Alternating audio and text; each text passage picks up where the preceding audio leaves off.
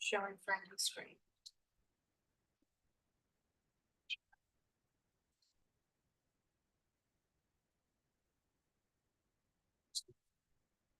Still not getting that audio. Test 1, 2. Showing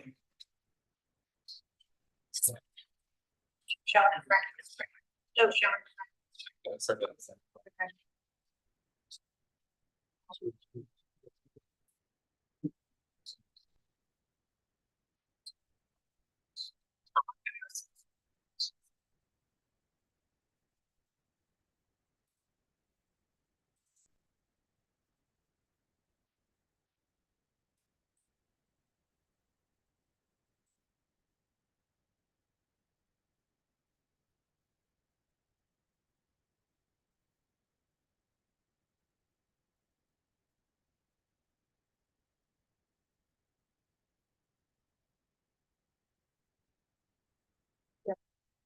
Okay. All right, thank you everyone for your patience. Frankie, are you ready? Yep. Okay. All right, 860 Rutledge. 860 Rutledge is in North Central and Council District 4. It is a Category 4 circuit 1915 in the Historic Corridor District. They're requesting partial demolition, including chimney, rear wall, and portion of roof. This is the property's location on Rutledge Avenue. Existing site photos. Some context of Rutledge.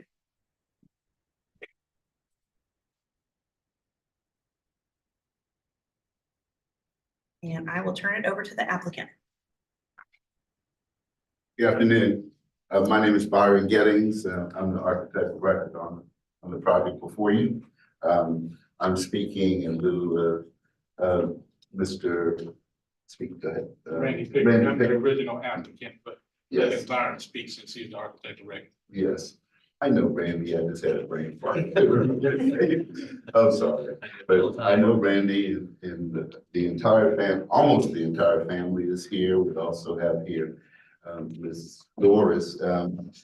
We don't know who made the typo, but it's Doris Coxon. Miss Doris Coxon, her son Craig, and their granddaughter is here. The Coxon family and Miss Doris, they're Charlestonians for over 100 years. They've been here forever. And the project is intended to make the house more livable for her son and grandkids to enjoy. The house is really mostly the frame of the house, the exterior facades of the house are pretty strong, but the interior has a lot of bad floor joists, and we're putting in additional foundations to bring it up to code. And then the rear wall, we're proposing to, the idea was to follow an addition that was started where we went over this morning with the site visit. There was a small brick foundation wall built a couple of years ago with the intent of building a porch back there, and it does align with the side of the house. And so I took off with that, planning to build a small addition on the back of the house. The owner let me know after we had our site visit today, I learned that there used to be I believe it was a washroom that was back there. But it was centered in the middle of the rear wall of the house. So the proposed addition makes the house a lot more usable for the owners, and it modernizes it. We're doing complete renovation, as you can see, of all everything, mechanical, electrical, and relocating some walls. Removing the fireplace and the chimney is proposed because it's in very dilapidated condition inside. It was, I spoke to the owners about it. It seemed to have been vandalized a few years ago, where somebody might have broken in and when nobody was there and stole some bricks from the fireplace and stuff like that. So we proposed in our renovation, do you want me to go through the drawings or? It's however you would best like to do it. Is the clicker at the podium? I'm gonna go through it with the mouse just because we're having some Okay. computer issues. Okay, if you want us to go through the presentation, you've got 10 minutes, which you don't have to use all of if you don't need to, but Okay. because it's demolition, but it's just describe exactly what on the house is being demolished. Okay, so I would like to go to sheet A 1.1 if we could, so I can talk about the demolition. I like to call it alterations, but you might call it demolition. Just kind of walk over here. Please. Okay, so currently on the first floor, this is currently the rear wall of the house. We wanted to enlarge the kitchen, and so this wall currently is not there. It was removed.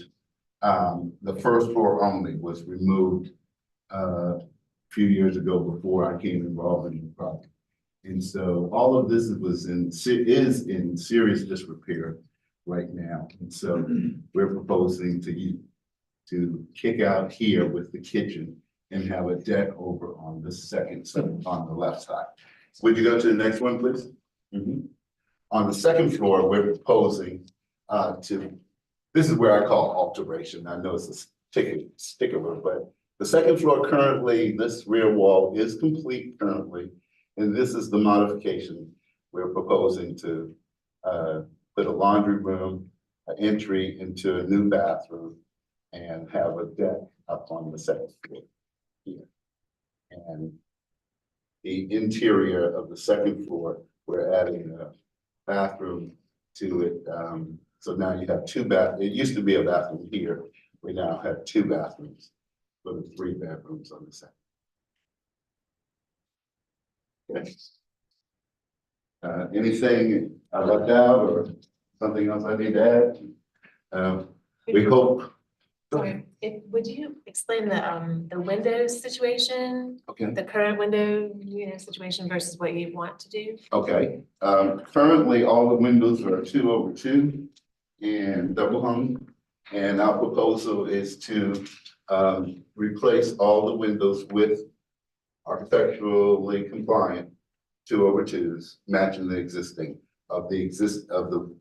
windows that will be reinstalled. Are we going back to the plan? We're trying, we don't know what happened. Okay, well, I can verbally describe, the addition that I showed you on the rear. All of those windows will be complementary and the same as the existing windows to be replaced. So we're not proposing any change in the window styles, no. We're definitely staying sensitive to the architectural character. And are you thinking wood, should we buy Oh. light, or what do you think? Clad, I like aluminum clad. But they could be wood if you prefer. Wood. Just So- curious what you're thinking. Yeah, there's a new window here. And I think on downstairs, we have a new window here on the first floor out the kitchen. Okay. And just looking at it, it seems like a lot of the sashes now are either 2 light or 6 light. Mhm. But it appears that you're proposing to go back with like 9/9. Is that just a kind of a drawing discrepancy? That's not really your intention to change the light patterns? Where you see. Can you go to like a photograph? Oh, yeah, that's a drawing This one? discrepancy. Yes, I'm sorry about that. They're like this. Mostly 2/2, I'll get but that fixed. Thank Okay. you. Yeah, that's not. some 6 light sashes just thrown in like. It's not. Yes. Thanks. Yeah, sure. Any other questions for the applicant? Oh. Okay. Any other questions? Thank you. Thank you. All right, do we have anyone speaking for the public?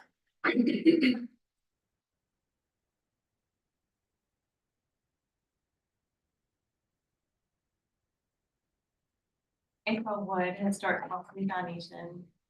HCF has reviewed the application for partial demolition at 860 Rutledge, and we appreciate the time this morning at the site visit and meeting the applicants. We are pleased to see that this historic house is going to be repaired and will be lived in the near future. Overall, we believe the applicant is doing a great job updating the house in a manner that is sensitive to the house's historic materials and character. However, we do have concern about the removal of historic materials and have the following suggestion to enable the applicant to accomplish his goals while also retaining historic fabric and character. For the chimney, this is a part of the history of the house and should remain. We suggest that the applicant explore options to retain the chimney above the roof line. The roof with the exposed rafter tails is characteristic of houses in this area. We suggest that the roof of the new rear addition can be installed just below the historic roof. This will provide good differentiation between the historic structure and the new addition. Rear wall, we appreciate the effort to retain as much of the rear wall as possible as part of the interior. In addition, we suggest retaining the back corners of the house by pinching in the width of the addition slightly so that the corner boards at the rear of the historic house remain exposed. As with the roof, this modification will provide differentiation between the historic house and the addition. With the windows, it appears that several of the windows are historic. If they are repaired rather than replaced, the repaired windows will be of higher quality than most newly constructed windows. We advise trying to repair as many of the historic window sashes as possible. Potentially, the repaired window sashes can be installed on the front elevation and any needed replacements could be added to the sides. And thank you for your consideration of our comments. Thanks.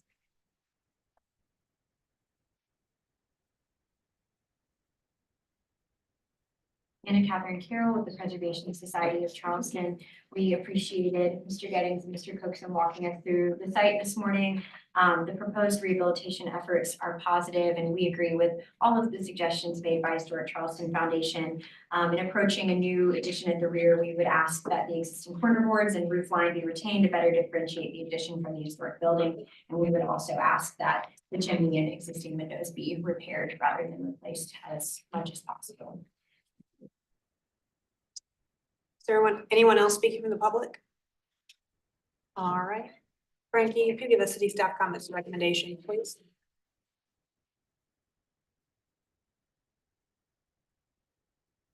Staff just had a couple observations. One, that the chimney is a character defining feature and it should be retained at least above the roof line. And we had a note that while it wasn't shown in the elevations, it was shown to be removed in the plans. And the observation about the 6/6 windows has already been addressed, but they're a character defining feature as well. Staff recommendation is denial of chimney demolition and approval of rear demolition. Thank you, Frankie. Mr. Gooding, did you want to respond to or clarify anything raised in the public comment or the city staff comments? Yes, I would. The main response I have is in respect to changing or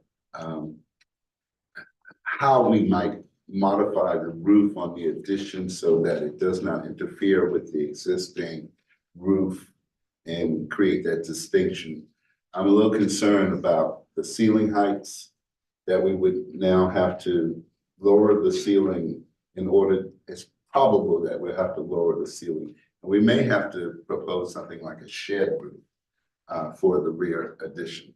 Is that something you would approve of, a shed roof instead of a gable? Because if we do a gable roof, it's definitely going to crimp the exterior walls as it comes down. We'd end up with a lower ceiling height and the less, 3 feet in depth of both sides, I think.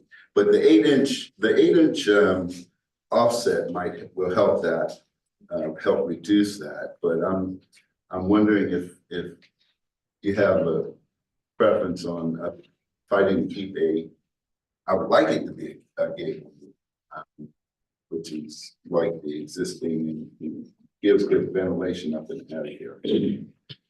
We'll discuss it. I appreciate your offering to be flexible. We'll discuss it during our board discussion before we vote. Okay.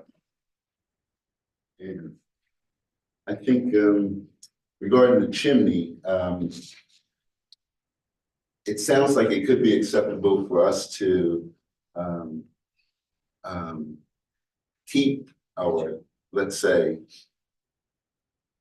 keep the portion of the chimney that extends above the roof, so the exterior character of the house stays the same and sees the chimney there. But are you in opposition to us demolishing the rest of the chimney going down?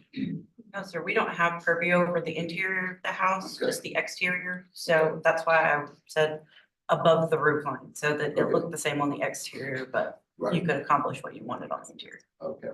Have you approved of veneers that are rebuilt from the brick so that we don't have to wait?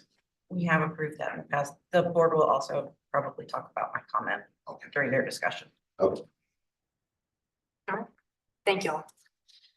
Okay, public comment and the applicant's presentation is now closed. We'll move into board discussion and a vote. I'll go ahead and get started. I agree that, it would be nice to have the addition set in the back, so you do kind of preserve that corner board, so you can distinguish between old and new. It would be nice if the new roof could just tuck underneath the gable of the old, if that's possible. As far as the chimney goes, I don't really have a major issue with the chimney.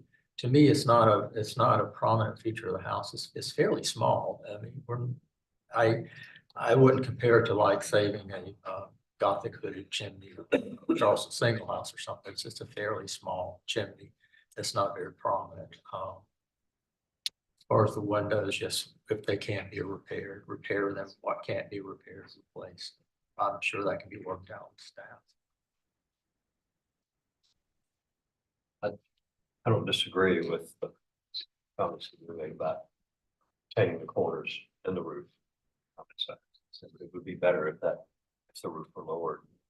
When you start looking at two things, one is, I think if you lower that roof, don't pull the sides in, then makes a pitch, and I think you do get into a problem that gets tricky about the ceiling height, because there's not a lot of ceiling height there already.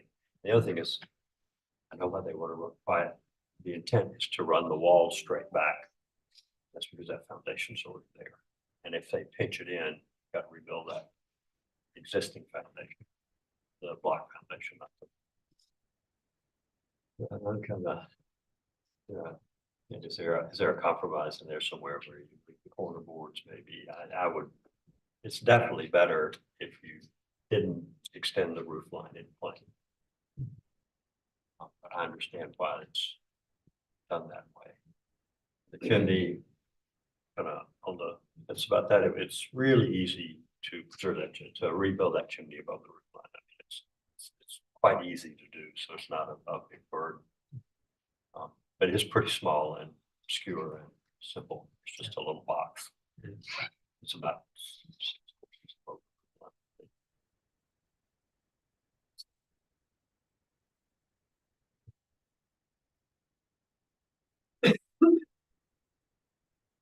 Oh, and I agree with you. If they're original and preservable, they should be repaired, and replacements should be in kind and shouldn't be moved around except where they're covered by an addition.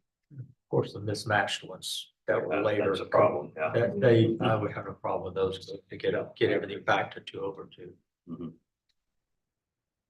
I mean, I was just looking at 625 Rutledge Avenue down the street, which I remember it being renovated, but always had 3/2. Seems like there's a lot of 6/2 on this house, so if someone wants to prove that that's original, I'd be willing to listen. But Bill, you have anything to add? No? Personally, I think it's okay to let the chimney go. It's minimally impactful. I would personally be okay with sort of Culpeper addition that just went straight and preserved the corner boards as sort of memento. I do think it'd be really worthwhile to pull that new roof line down just to tuck it under the old one to maintain the integrity of that original form.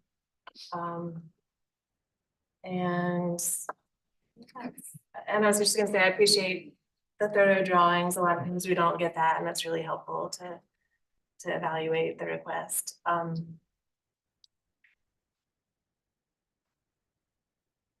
Have anything to add? I think, reiterate a lot of the comments that have already been made, just the evaluation of the chimney and concur with the comments. It's a fairly minor element, obviously. I have nothing to add, but I'm not opposed to demolition of the chimney, that particular chimney on this particular house. We had to go across the street to see it. It is visible from the public right of way, but it's not like some of the other chimneys we've seen on homes that are maybe a little more intricate and really contribute to the character of the home. So that's all I have. Try to make a motion. It would be for approval of demolition of chimney and rear wall. Excuse me, Frankie, portions of the roof, what is that? Was that just like the back gable rate? Yes. What you're talking about? Okay. Yes, that was all I meant. And I was gonna say denial of demolition of the rear corner boards and the rear gable rake itself. I wouldn't try to force them to preserve those brackets at the back. I think that's too much to. Does that sound right to you guys? You can, Just the rake and then yeah, you can change the pitch of that roof and get it just off up. Still, and just do a, just leave the corner boards. yeah, and so, yeah. By corner boards, Frankie, I just mean the north and south corner boards. If they want to tuck it in to make their roof structure fit better, go for it, but they can do it without. We've done a motion on the floor for approval of demolition of the chimney and rear wall. And denial of demolition of the rear corner boards and the rear gable rake. Do I have a second to Julia's motion? Second. Bill Turner, put the motion to a vote. Bill Huey, Yeah, in favor. Bill Moore, Yay in favor. Julia, Yeah, in favor. Bill Turner. Yay in favor. Chair votes to the majority and the motion passes unanimously. Thank y'all. Okay, agenda item B2, 51 Gorge Street has been deferred by the applicant. We are on agenda item 312 Oliver Court. Frankie, if you give us an introduction overview of the project, please. Thank you.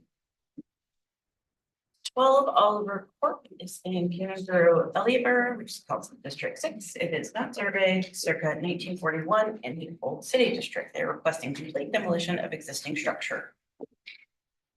It is the property's location. You can see from Rutledge Avenue.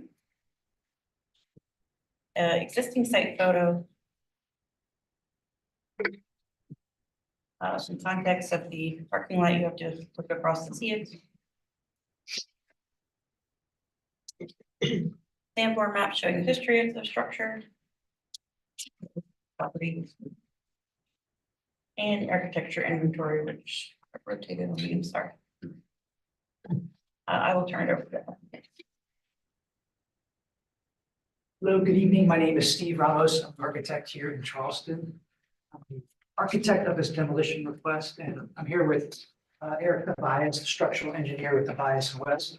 And my clients are hiding in the back, David Fett and Scott Nevers, the owners of this property. Thanks to everybody that came out to the site this morning.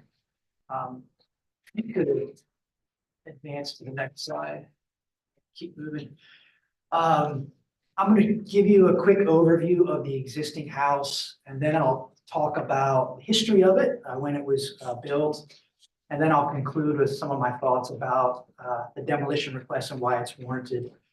I think maybe 3 members this morning had trouble finding the house. Maybe it was just where to park, but it's kind of hidden in the center of the block. It's a bit of an unusual condition. It's 12 Oliver Court, and Frankie, maybe you can show where Oliver Court is on this slide. It's, well, actually, it's. Oh, actually, Oliver is right here. That's right. And then there's a little offshoot. And I think it used to be here. Yeah. And of course, there's a large parking lot and some commercial uses in front of it. Next slide.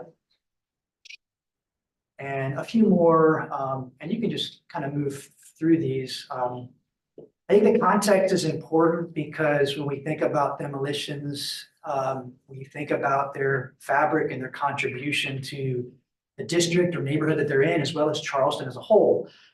This particular house has a really kind of an unfortunate condition, being center of the block, surrounded by commercial construction, but I highlight that because I think its contribution to the Charleston context is pretty marginal. If you go back one slide, the house was built in 2 phases. So there's a little plan diagram in the bottom right, the gable form that you see on the left. That was built circa 1941. It was about a 600 square foot house, 2 stories, and it's the orange in the floor plan that you see there. And then the side and the back was built after 1979. And we know that through Sanborn maps and some historic photographs. So it was built in 2 phases. As you'll see in the photos, and if you saw it today, it was, well, it's not in good shape, but it was also not built with the best framing and techniques. Next slide. These are just some images of the deterioration. Whenever I look at anything that might be an advocate or a potential for demolition, of course, we look at the condition that the house is in. And like many old houses, it's not in good condition. However, that aside, I think the actual detailing of the house and the quality of it is pretty minimal. We were talking about corner boards on the previous project. You know, most of them are rotted or there's not consistency. The columns on the porch are built up by 1x6s, so they're not even solid columns. Of course, unfortunately, this window header does not exist. So when we look at the actual fabric of what's there, that's been deteriorated, it's not very high quality fabric. Next slide. This is a view from Oliver Court. So in the photo on the left, it's kind of way down at the end. And then that's a side view, which would be the south on the right. Next. And then this is another shot from the north. Next. And this is a closer up view of the north. Again, so it's kind of hard to see, but there's a magenta line that kind of shows 1941 construction on the right. And then the post 1979 on the left. So actually more than half of the house is less than 50 years old. It was not the best addition to this home. Next slide. This is a view of the roof. Again, going back to the historic fabric, it's not a standing seam metal roof or a turn metal roof or a tinner's red metal roof. It's some sort of flat membrane. Again, the fabric that's here is really not very valuable, to say the least. Next slide. These are the floor plans. And if you go to the next slide, I've got a comparison. So the original 1941 house on the top, so there was basically 2 rooms on each floor with an exterior staircase. And then post 1979, kind of the yellow wraparound was built. Next slide. This is a building section through the house. This is an important drawing. House is in a floodplain. It would need to be lifted up 4 feet to comply with FEMA and building code.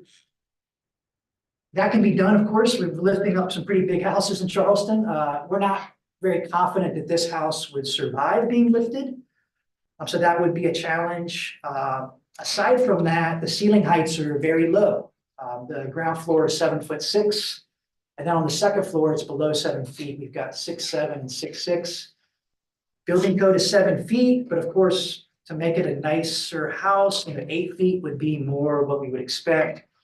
So to really renovate and improve this house, it would require some significant alterations, not just replacing framing and materials, but lifting it and really kind of stretching it out. Next slide. These are some views of the interior. We did remove some of the ceilings and wall panels so that we could see how the building was framed. That was very valuable because we were able to see that it was framed pretty poorly, just nominal 2x4 lumber, generally spaced 24 inches or more. And that's not just walls, it's roofs and floors that were also framed this way. So all of that would need to be effectively replaced, or we would just sister on new lumber that is the size it needs to be for the building loads. Next slide. And just a few more of the interior. Next slide. This is the second floor. You can see the very low ceiling heights. Next slide. So, you know, there's a door there, and you can see the ceiling is right on top of the door. Next. That view on the right, I thought maybe there was an actual porch or a piazza on the second floor. There's no real evidence of that. So there's no columns in the wall. There's no balustrades, any of that. Next slide. There was a fire at some point, we think in the 80s. So you see the roof is charred. There is termite damage, which of course we see on all these old houses. The middle image on the bottom shows some of what I would call clumsy framing throughout the house. It's kind of scabbed together. So again, we often say that fixer-uppers may have good bones. That is not the case with this house. It does not have good bones. Next slide. Eric put together a full structural report that I have in set. I'll just briefly summarize. You know, we're going to just kind of starting from the ground up. We would need a new foundation. We would need to lift the house.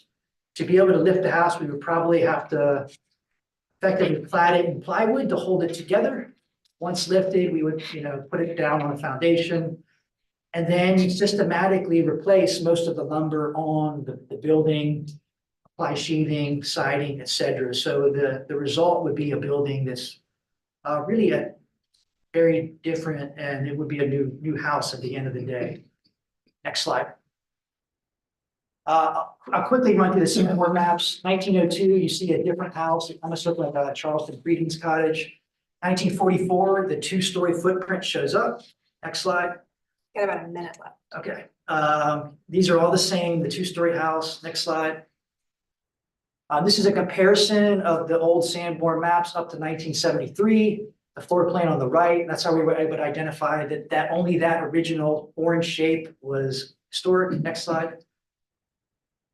I checked the Charleston City directories. They also confirmed that this house was built about 1941. Next slide. And then we got this great photo from the previous owner that shows the exterior staircase. And so that kind of showed us how the building originally works. Next slide. I mentioned earlier that the context of this house, it has minimal contribution. And that's important because if it goes away, there's not much of a loss in my professional opinion. Next slide. I talked in great length about how only half of it is historic and it is of really low quality, not just the condition of it, but just the detailing and the way this building is built. Next.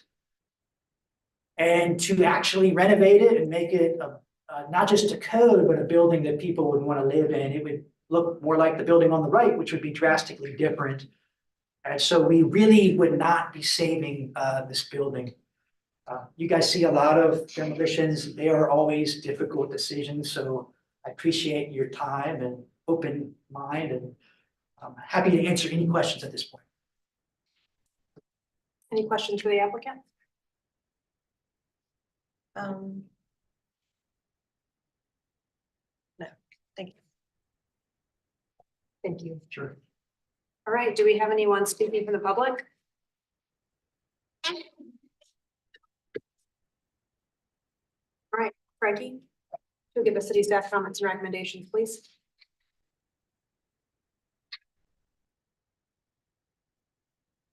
Okay, I've had a couple observations. The existing structure is not an example of a specific Charleston typology, and it lacks character-defined features, which would normally necessitate protection.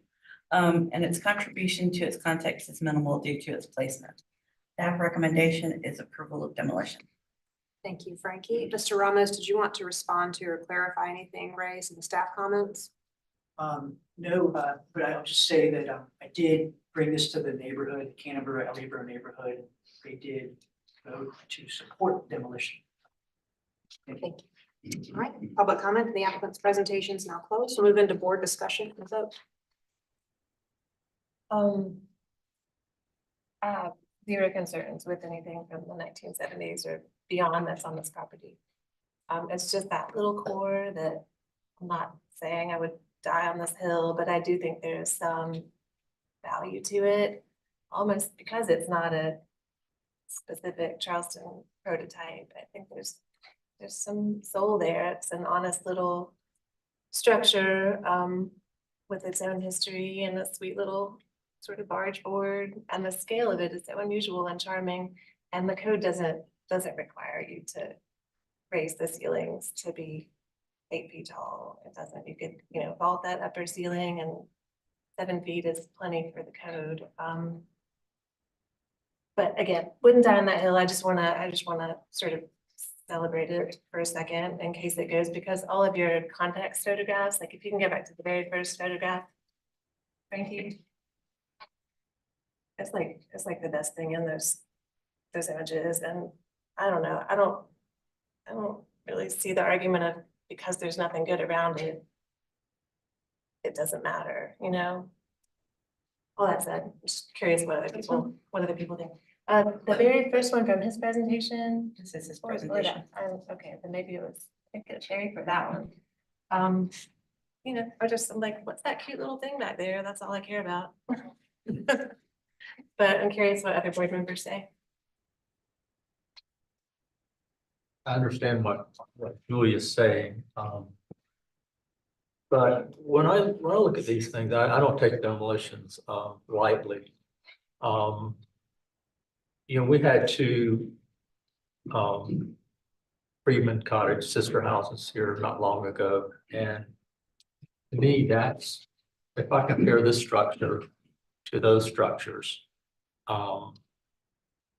they're 2 very different types of structures, and I question whether or not this one is really worth preserving.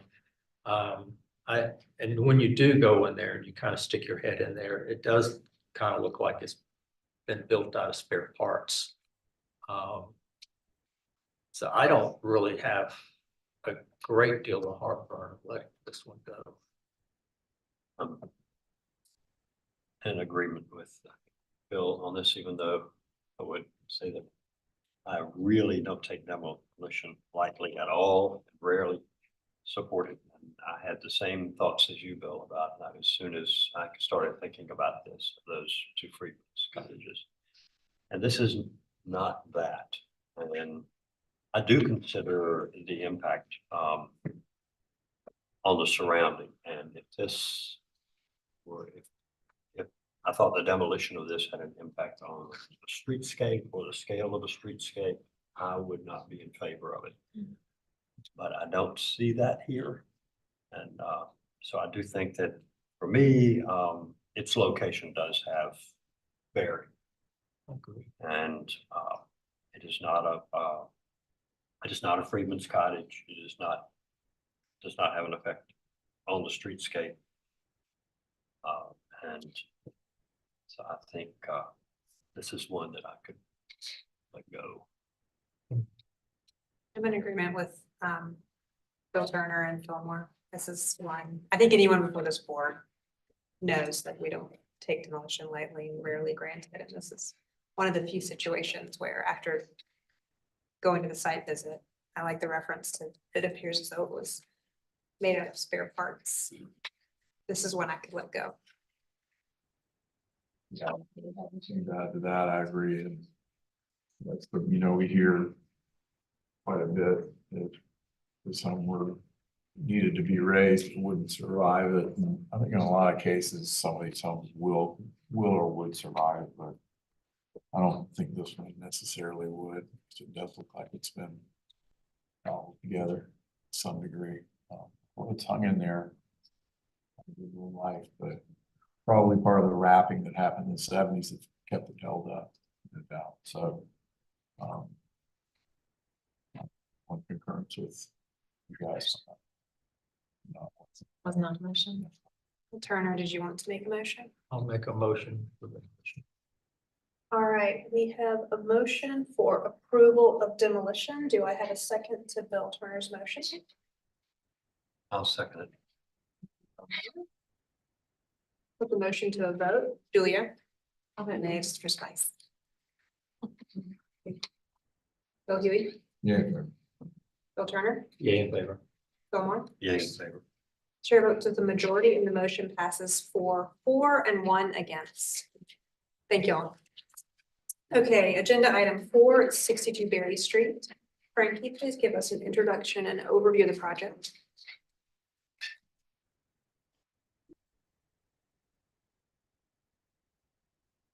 62 Berry Street is in Charleston Village, Council District 8. It was not surveyed circa 1938 in the Old Historic District, requesting after the fact approval for rear dormer.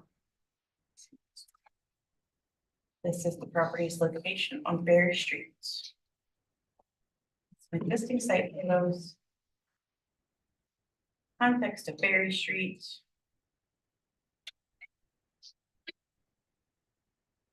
I will turn it over to the applicant. So I'm Patrick Lance, I brought the architect, Mr. Roddy, and my wife, Sabrina. So I'm the owner of the property. And before anything, I would like to apologize because going forward after the fact approval is definitely not the correct way to do it. Just want to mention that we were scanned by a crooked contractors that they showed us that they had all the permits, and in fact, we found out that it did not. So the work had started and we stopped the work, we fired the contractor, and we seek the advice of an architect to try to figure out the best way forward. So we take full responsibility for that mistake, and we want to make it correct, and we appreciate your time to give us the opportunity to make it right. And if everyone, I didn't say this in the beginning, if everyone could speak from the podium, only because there's a microphone there.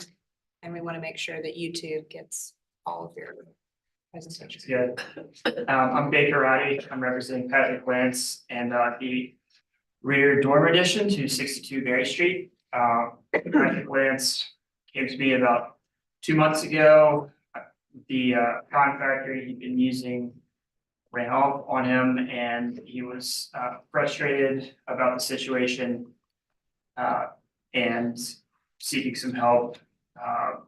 I was happy to help because he was genuine about his desire to get this within compliance.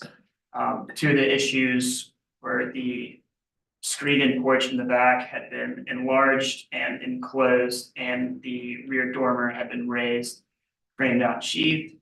The screened in porch addition, we have submitted a permit set to have that enlargement demoed, and it reverted to original state. It did not provide sensitivity to the context, to the adjacent buildings, and had code violations. Upon further inspection of the rear dormer, the scale, mass, and sensibility seemed appropriate in the context. We believe this is due to it being somewhat mirrored and inspired by a rear dormer on 36 Bennett Street that is adjacent. So we can go to the next slide. So this is the site plan. We can see the dormer footprint there.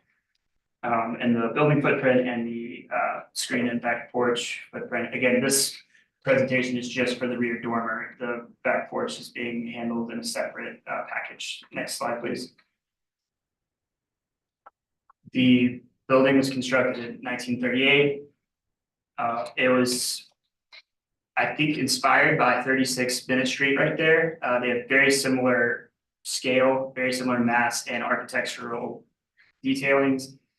The building sits on the lot with the old medical arts building that is now office space, and it is adjacent to a linear parking strip to the north that serves the office space. Next slide. Here's some context imagery, on the top, the neighborhood shot, aerial shot, and then below we can see, well, the zoom bar unfortunately is in the way, but, Sorry, we had tech issues and the way that IT set it up. I cannot get rid of that bar without the share going away. understood, tech issues are always trouble. Yeah, so 62 Berry Street is right there, noted by the white arrow. You can see it's diagonally adjacent to 36 Bennett Street that has that rear dormer that the Berry Street dormer was based off of, and it is directly adjacent to a newer, larger residential structure that defines the corner of that block. Next slide, please. So these are a few examples in the neighborhood of similar scale buildings. The bottom left specifically is 36 Bennett Street, which is somewhat of a sister building built in the same era with that rear dormer that was the design basis for the Berry Street dormer. Next slide, please. These are existing photographs of 62 Berry. This top left is the front facade. The top right, we can see the existing state of construction. The rear dormer is raised, framed, and roofed, and you can see the back porch that was enlarged and enclosed that is currently in staff review and building inspection to get demoed. And then the bottom two photos are more angles of the facade from the street view. Next slide, please. Here are two examples of similar rear dormers. The left side is 36 Bennett Street, and then that shares a backyard with 62 Berry. The right side is another side gable, 2.5-story shed rear dormer that exists in the neighborhood. Next slide. This diagram shows the sight lines to the rear dormer. There's a view lane from Gadsden Street through the parking lot that has some tree obstruction. There is a couple lanes through Bennett Street between the existing structures where you can see the rear dormer. And from more north on Berry Street, you would be able to see the side of the dormer. The bottom right photo shows in the foreground 36 Bennett Street rear shed dormer. And then you can see a sliver through that white arrow is pointing to 62 Berry's current state rear dormer. Next slide. These are the existing and proposed floor plans. First floor, next slide. This is second floor. We can see a stair addition in that hallway. That is the reason, the functional reason for the dormer to provide head clearance for that landing. Next slide, please. We can see the before and after floor plans of the dormer addition here. Next slide, please. And the footprint from the roof plan. Next slide. Here are the side elevations of the dormer. The dormer appears very flat and currently it's a 112 pitch. Next slide, please. This is the front and rear before and proposed elevations. The bottom left drawing has a graphical error. I apologize. That is a flat plane architectural shingle roof. There was no differentiation of that opening before the dormer was raised. And you can see on the bottom right where the dormer is raised out of the roof line. Next slide, please. And here are an enlarged elevation and floor plan of the proposed addition. We are looking at aluminum clad wood frame windows and siding, corner boards and fascia and soffit to match in color the existing siding and the materiality change of the windows to define the era that this addition is constructed in. So in conclusion, we found that the historic feel of the neighborhood is not greatly impacted by the dormer due to its limited view from pedestrian walkways, The scale is sensible in context of its immediate neighbors and its neighborhood, and follows general BAR guidelines of sitting within the existing footprint and not breaking any existing height constraints. Thank you for your time. Thank you. Any questions for the applicant? All right. Do we have any public comment?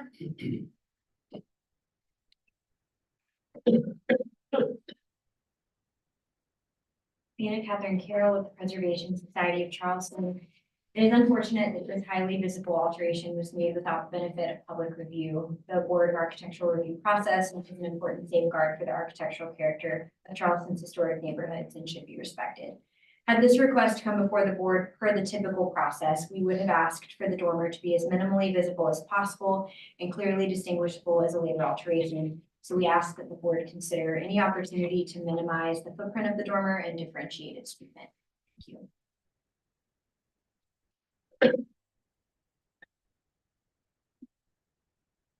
April Wood, Historic Charleston Foundation. HCF has reviewed the application for after the fact approval for the rear dormer at 62 Berry Street.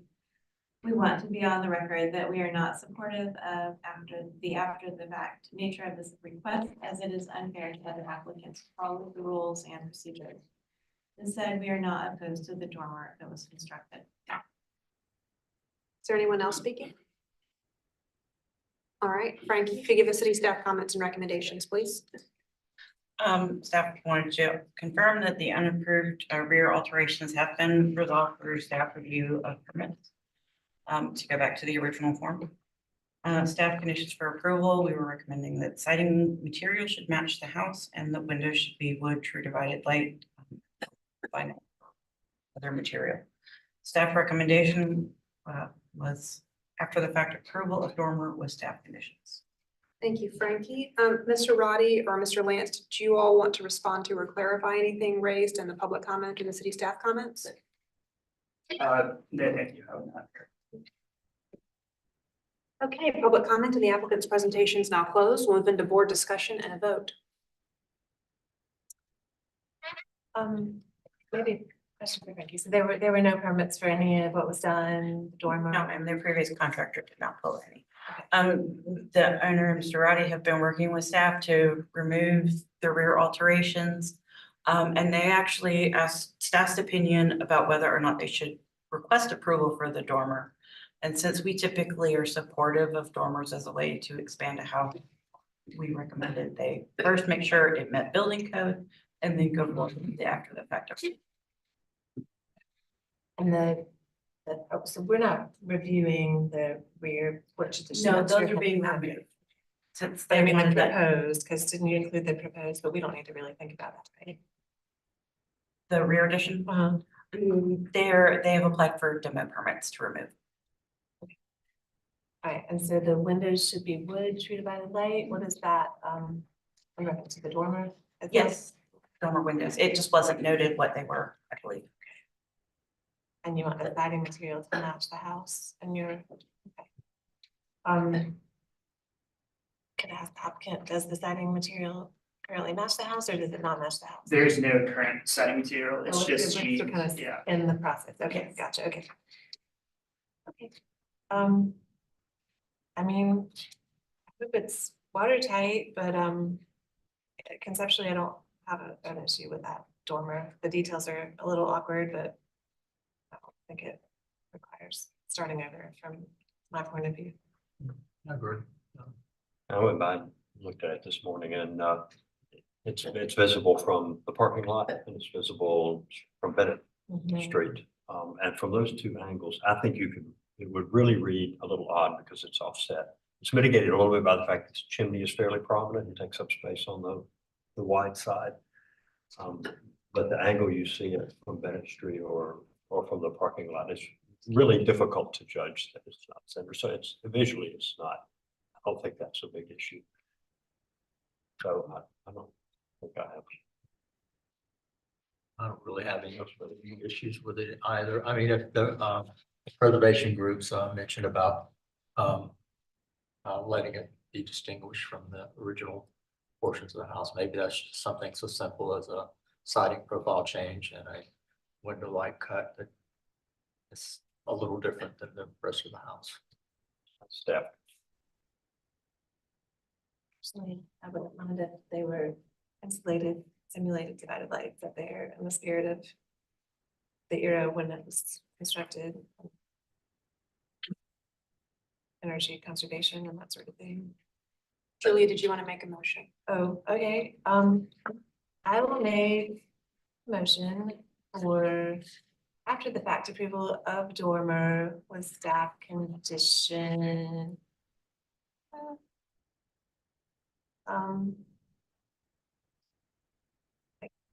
Personally, I kind of disagree with both. I wouldn't mind the siding were, okay, with two board conditions that the siding, that the details should be differentiated from the existing house. And windows should be true divided light or simulated divided light. No vinyl.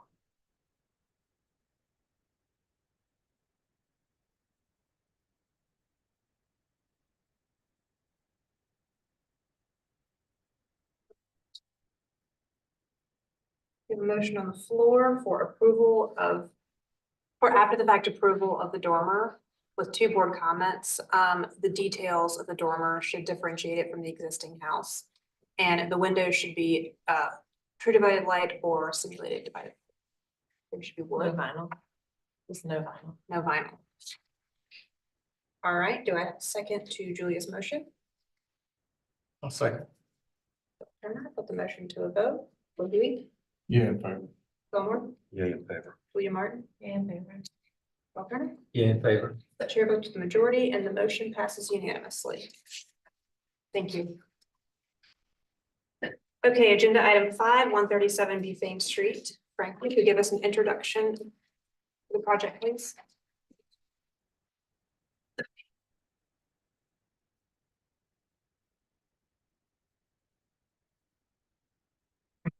One 137 Bufane Street is in Charleston Village, Council District 8. It is not surveyed circa 1930 in the Old Historic District. First, they are requesting demolition of attached garage. And as they have two items, I have just done one set of context slides, so we don't go through them twice, just so you guys know. Okay. This is the property's location on Bufane Street. Some existing site photos. That fence has since been changed. Yeah, this is the current condition.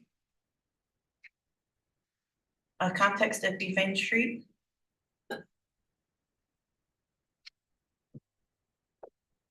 Some sandboard map showing the history of the property.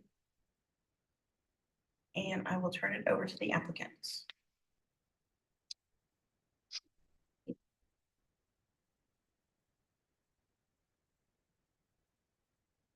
I'm Jeremy Prescott, presenting on behalf of Sarah Louise Sarr. I'm going to try to separate this and the following agenda item, although they're connected in many ways. But the first agenda item, as Frankie described, is for the demolition of this attached garage that's connected to the rear of 137 Bufane Street. The one thing that wasn't very visible in any of the context drawings that she had shown was this garage itself. It sits in the back, it would be the southeast corner of the property. And while it appears on the Sanborn maps from 1902, it doesn't appear to be obviously that old. I mean, you had mentioned in your notes that it circa 1930. The garage itself is framed with dimensional lumber. So I know that it wasn't standard for an actual 1.5 inch by 3.5 inch wood stud to be used at that point in time. So I feel like it's either been completely replaced or replaced in part or in kind over the course of time. But we're proposing to demolish the garage for a few reasons. And again, one of which is directly related to the following agenda item, which is a proposal to elevate the rest of the house, which creates an awkward condition between this garage and the remaining house. But separate of that, there's two additional issues that come into play. One of which is, it is at grade, and this is a that part of town that's been flooding regularly. There've been significant flood events perpetually over the last few years. So it's rendered the garage in many ways non-functional. They've lost things. Anything that they've stored in there has been destroyed repeatedly. So they don't use the space in the purpose it was originally intended for because of the repeated flood events. And it's in the process, the flood events have been gradually destroying the building from the ground up. The siding is showing wear, the framing is showing wear. And the other concern, Frankie, can we go to the next slide? Or wherever you like. One more, please, to the site plan. The other concern is its proximity to the property lines. It sits about a foot off of the rear property line, about a foot off of the side property line, which, you know, with regard to concerns about fire hazard and other additional items. And it's massing in relation to the neighbors' yards, feels like it's not contributing to the neighborhood as much as it might be taking away from the neighboring properties. And again, creating a hazard to the house itself by having a portion of its extension that sits that close to the adjacent yards. Frank, will you go to the next slide, please? That photo in the middle on the bottom shows the rear property line and its adjacency to the neighboring property and how close in, you know, conjunction with one another. The garage does take some of the cues of the architectural character of the rest of the house, but it sits secondary to it. It does not, in my opinion, have its own architectural merit that in removing that from the rest of the house would be detrimental to the house itself. And it's pretty difficult to view it from Main Street. I realize that it sits on what would legally be considered a public thoroughfare. But the views and where it sits in proximity to the rest of the site is rather concealed, and the main house itself holds merit for the architectural character of the property. Thank you. Next slide, please. So this is the existing plan without interior walls shown, and the existing roof condition with the garage sitting in the upper right corner of that drawing. Next slide, please. This is the. Did we skip one? I'm very finicky.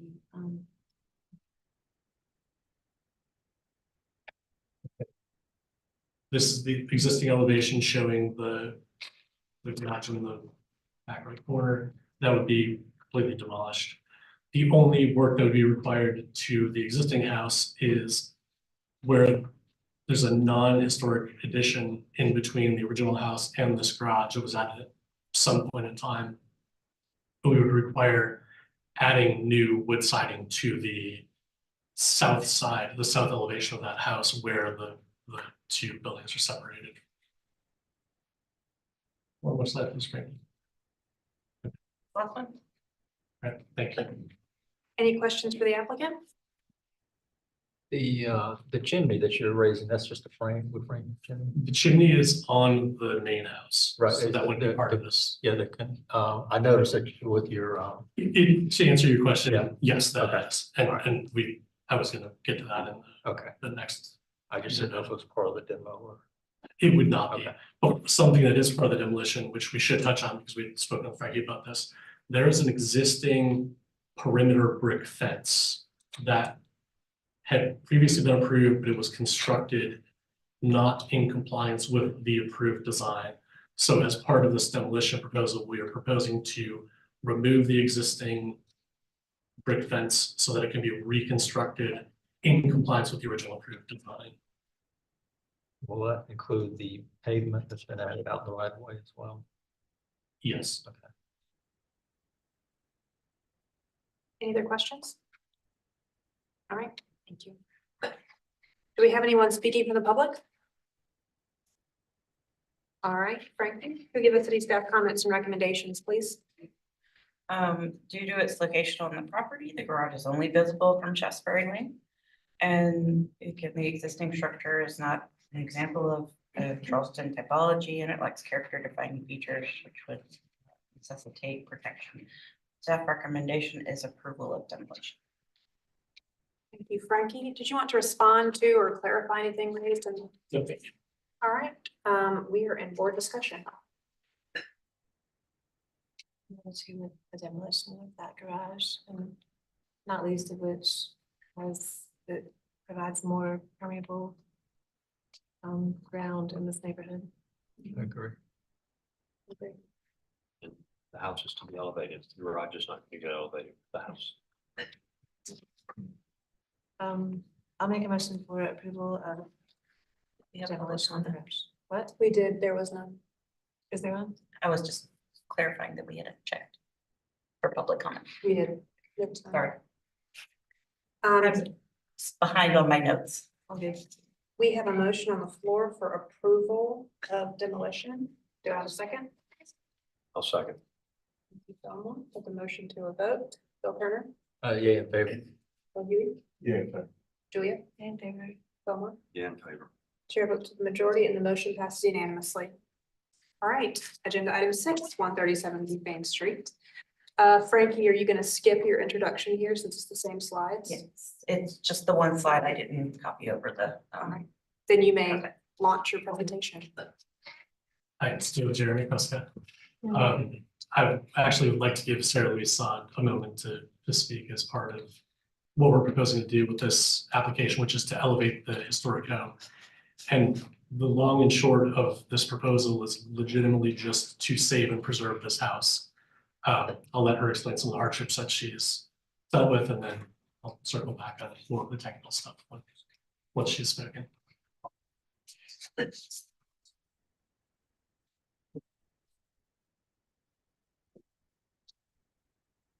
Hi, I'm Sarah Louise Sod, and I'm the owner of 137 Main Street. I have lived in Charleston for 11 years. I went to the College of Charleston, and I lived in Charleston Village for most of my college career. I fell in love with the neighborhood a long time ago, and it was always my goal to make it back to Charleston Village. So being able to purchase my first home in the neighborhood in 2022 was really exciting for me. About a month after I purchased my home, that was our first major flood event in about 3 or 4 years. And since then, it's been, we've seen about 10 major flood events. So I have not had the happiest home ownership there, to say the least. It's been quite challenging. On December 17th of last year, my boyfriend Matt and I were in a coffee shop in New York City, and I got a text from my neighbor just alerting me to check my room cameras, which I did. And unfortunately, when I pulled up the screen, Matt's car was underwater, and we had water close to splashing in the back door of the property. It destroyed $20,000 of contents in my garage. It totaled our car, soaked the subfloors, destroyed all the ductwork. It's caused major molding, wood decay, and the worst is that I don't have electricity in about 60% of my home right now, and I haven't since December.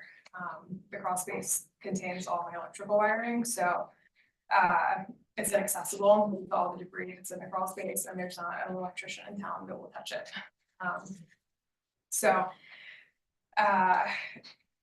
I should mention that I had already filed a $26,000 FEMA claim after the damage my house received from Hurricane Idalia. Each flood event has left its mark, eroding not just the physical structure of my home, but also my sense of safety and peace of mind. And I'm requesting to remove my garage. Thank you for approving that, and elevating my property. But my real goal is just to finally be able to enjoy and feel safe in the place I call home. Thank you for your time.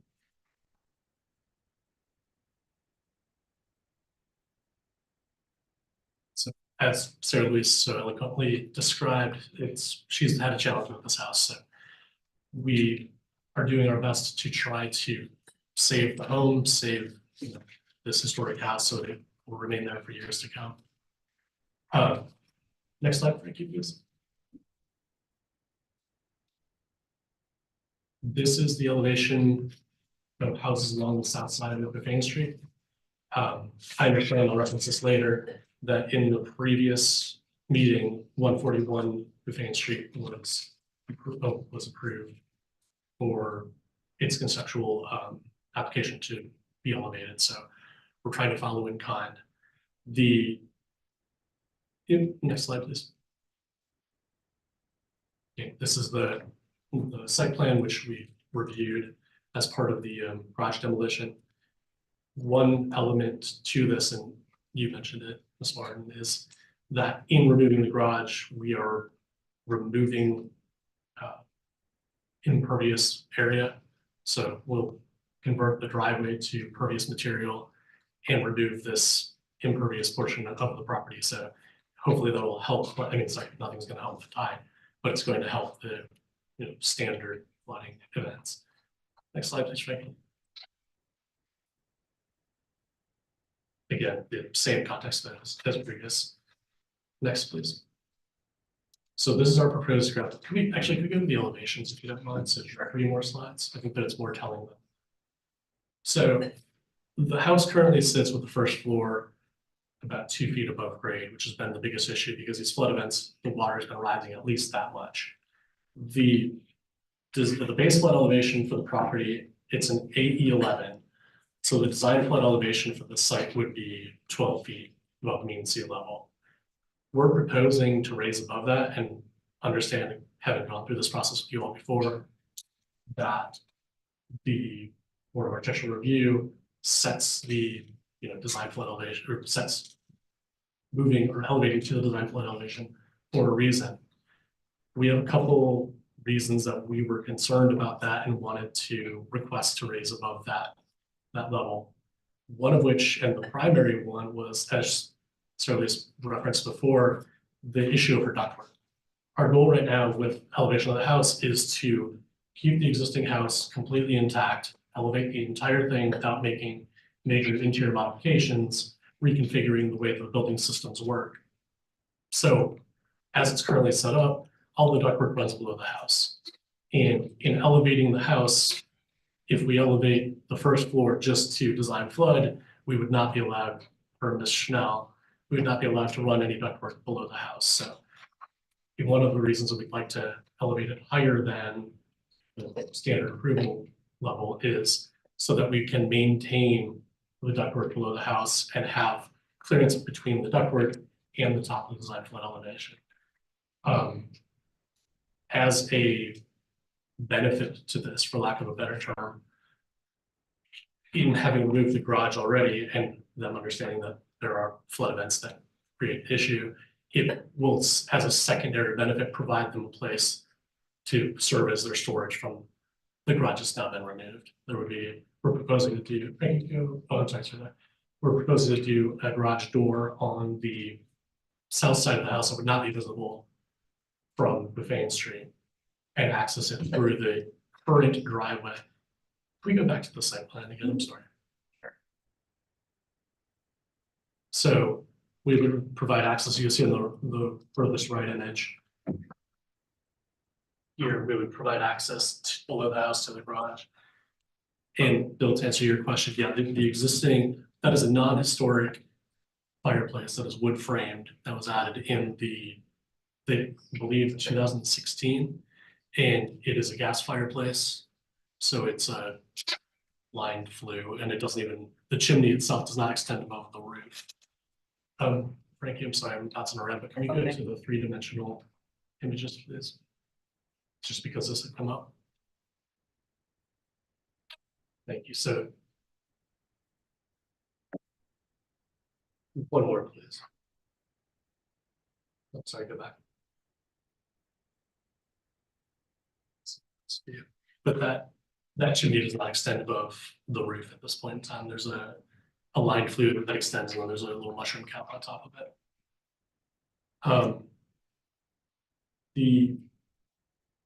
In elevating it, we are looking to, and again, this is good to you because 143 is currently an elevated house that was elevated years ago. And we clued in on kind of the architecture of that elevation. This house currently sits on a brick foundation. So we wanted to maintain the feel of the brick foundation. So we're proposing brick piers with brick headers and then doing a stucco infill between. Frankie, can we go to the extra elevation sheet, please? And then in the conversation with Frankie, proposing to use landscaping to help break up some of the scale of that elevation. I'm sorry. Was this the one you wanted or? This is great, thank you. The secondary requirements of elevating the house come down to modifying the stairs, just for functional purposes. Can we go back to the site plan, please?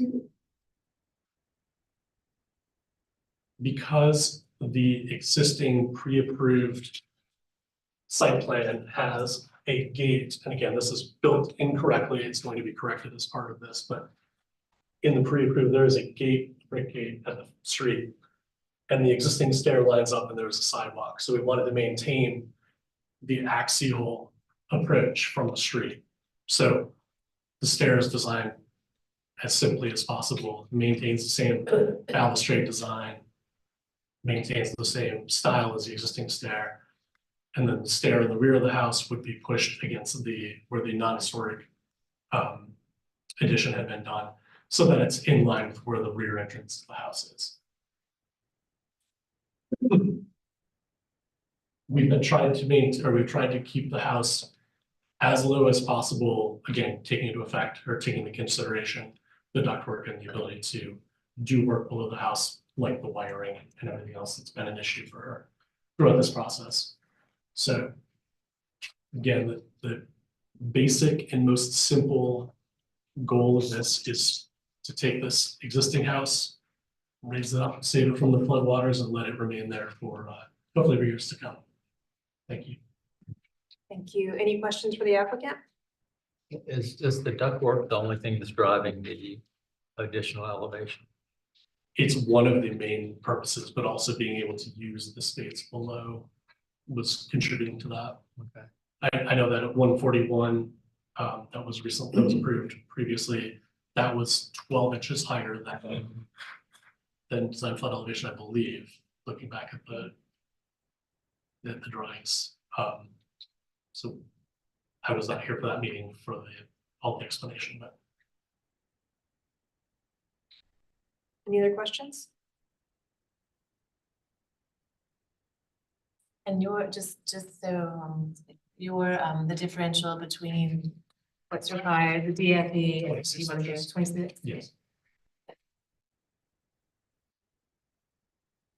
All right. Yeah, I think that's it, I'm sorry.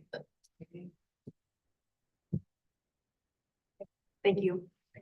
All right, do we have anyone speaking from the public?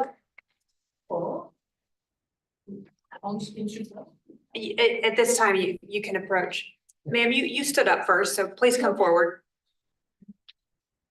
And then I'll recognize you.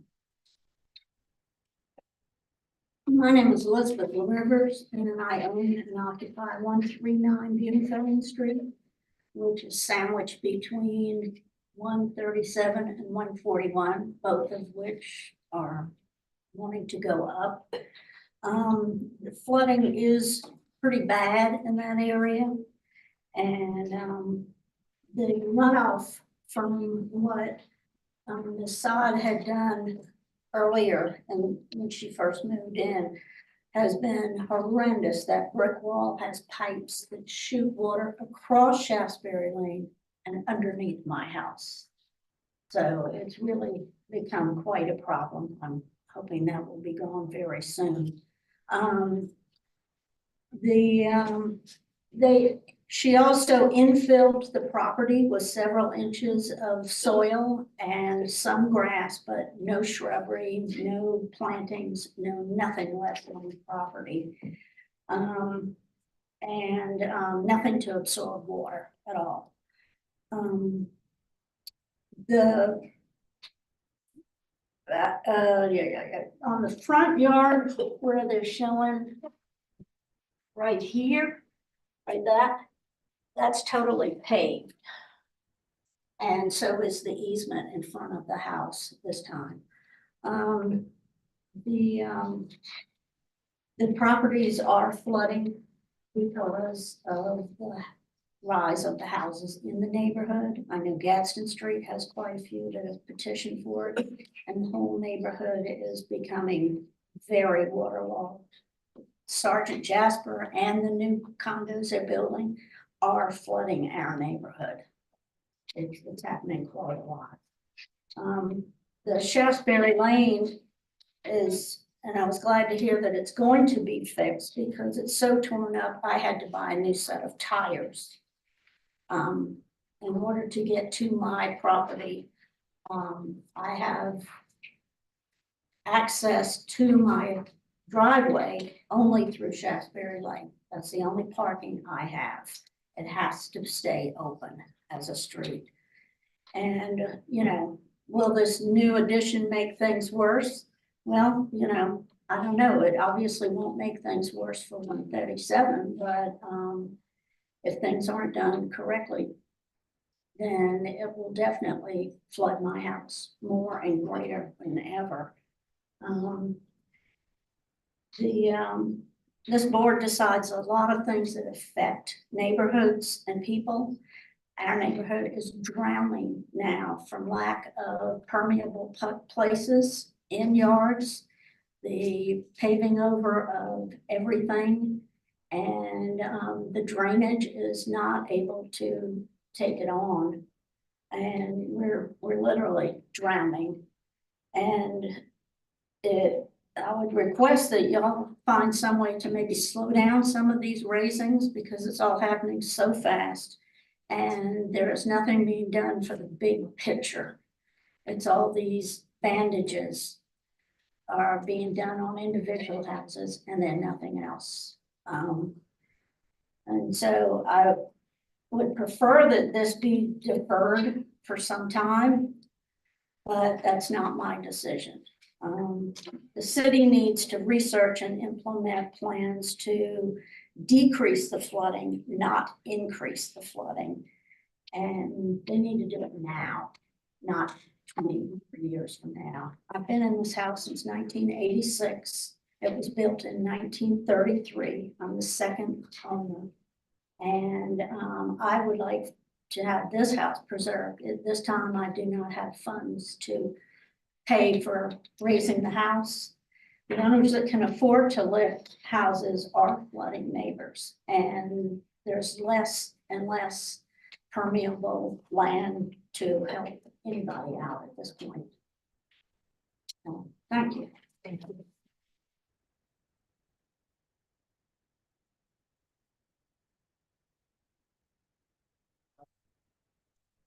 Good afternoon. I was not planning to speak on this one, working for something else. My name is Bertrand Bernier, 38 Nassau Street.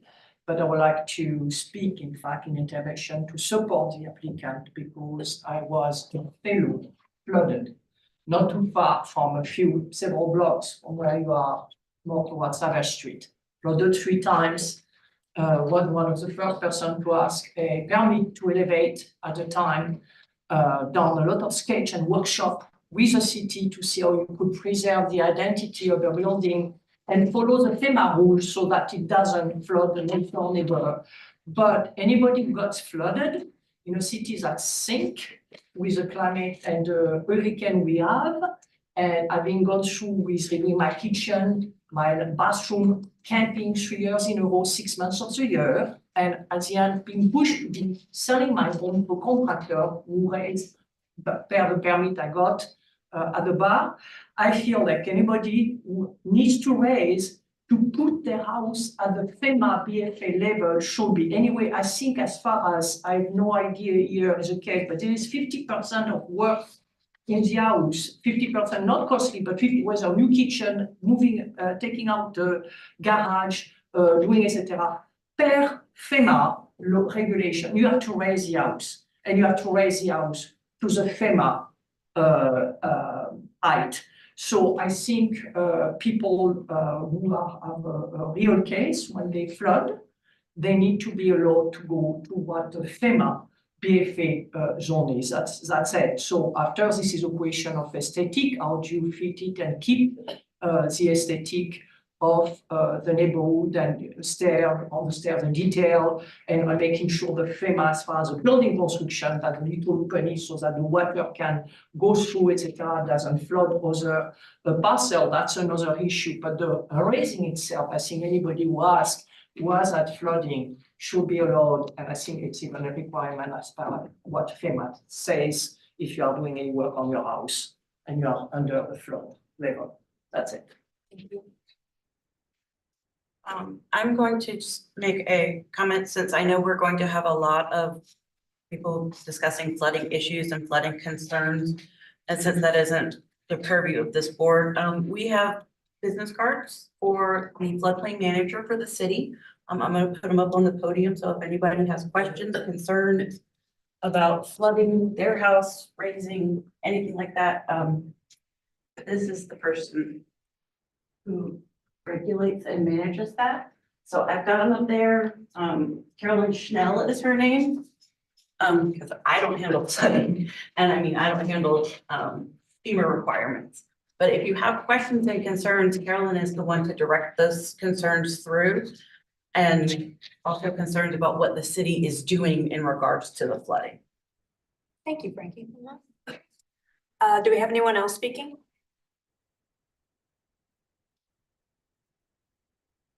Anna Catherine Carroll with the Preservation Society of Charleston.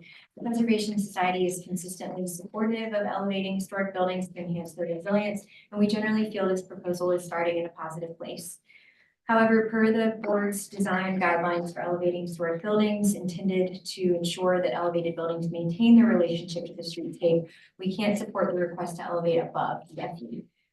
Given the garage has been approved for demolition, we encourage exploring alternative parking options at the rear of the site rather than elevating higher than necessary.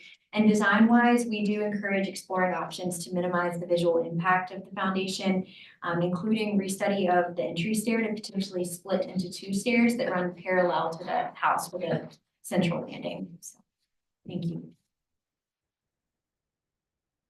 Anyone else speaking? All right. Frankie, if you give us city staff comments and recommendations, please. So I get to respond. Right after Frankie so gives it, sorry. and then you can respond to everything. I wouldn't take that away. Okay, the current building is in a AE 12 flood zone, so BFE is at 12 feet, and the proposed finished floor is 14.2, which Julie already brought up. And I know you already referenced the knee wall, that the current configuration was not approved, so I won't go there. Staff condition for approval would be lowering the finished floor to the FEMA requirement, and then they've already addressed the knee wall, so I won't go there again. Staff recommendation is deferral with the staff condition. Thank you, Frankie. Now you may respond. Sorry, I forgot process. Frankie, were you able to distribute that packet that I did?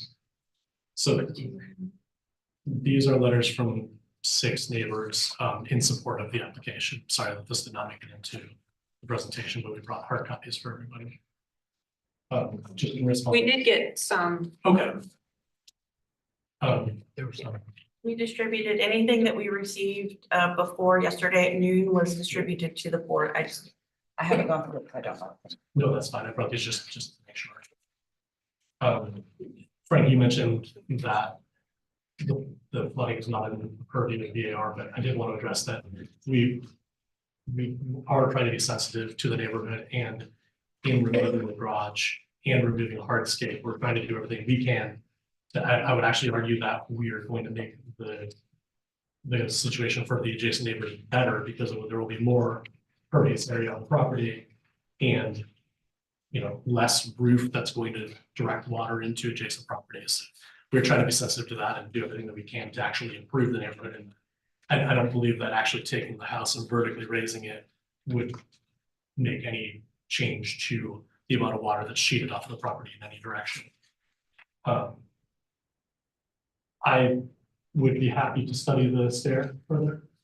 I think that there probably there are a handful of ways that we could treat the stair.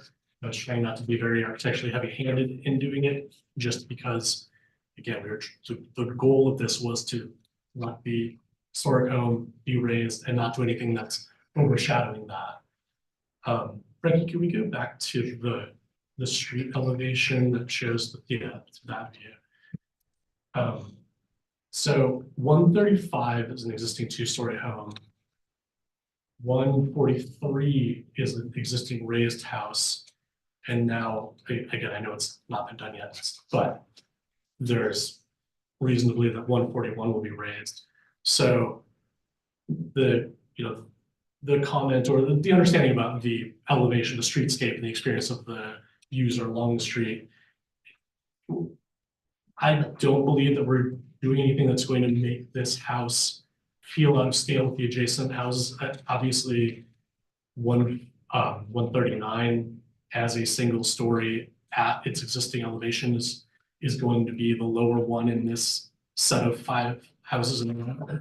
But we are trying to be sensitive. We wouldn't ask to elevate higher than standard if we didn't have reasons to do so. So we're trying to we're trying to maintain a good elevation, a good experience, maintain a good historic streetscape. Thank you. All right, public comment and the applicant's presentation is now closed. We'll move into board discussion and a vote.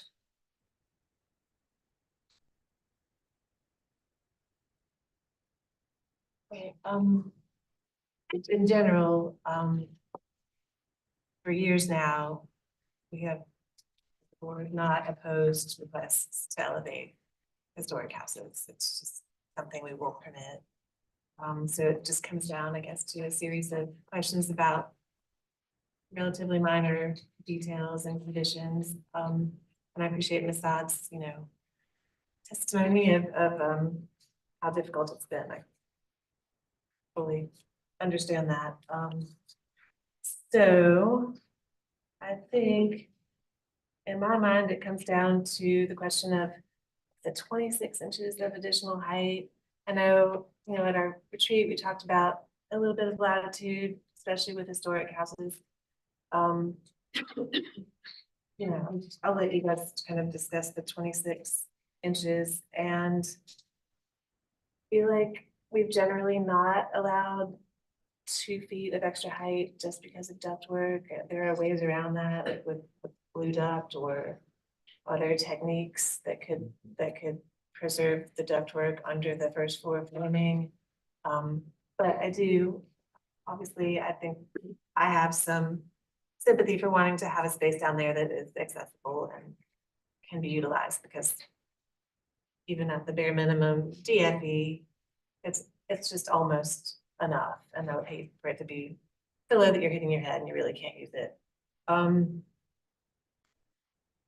The treatment of the foundation that's proposed, I don't know, it might want to have some refinement with the kind of hints at, like, as if it were on piers with infill. I'm not sure that's the most successful technique. And the stairs, which seem to have a lot of wood going all the way down to grade, I would think you would want to reconsider that, at least when you get down, close to grade, to have some sort of all masonry base, because obviously it's going to get rain, pretty often.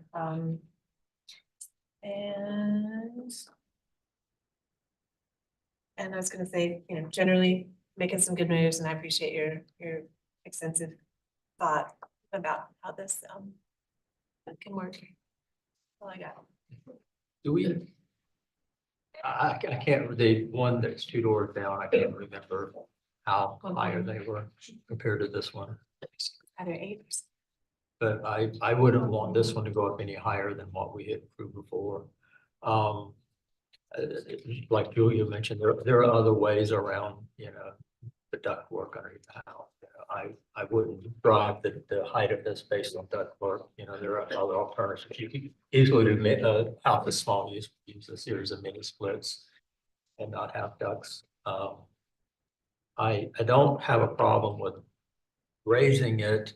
I don't have a problem with parking underneath it if parking will fit, but I don't want to see it raised just to accommodate getting a car under there. Getting a car underneath there should just be a bonus. The foundation, when I look at this house, it's a fairly small house, and it when you push it up in the air, the proportions are very different from when you push a larger house up in the air.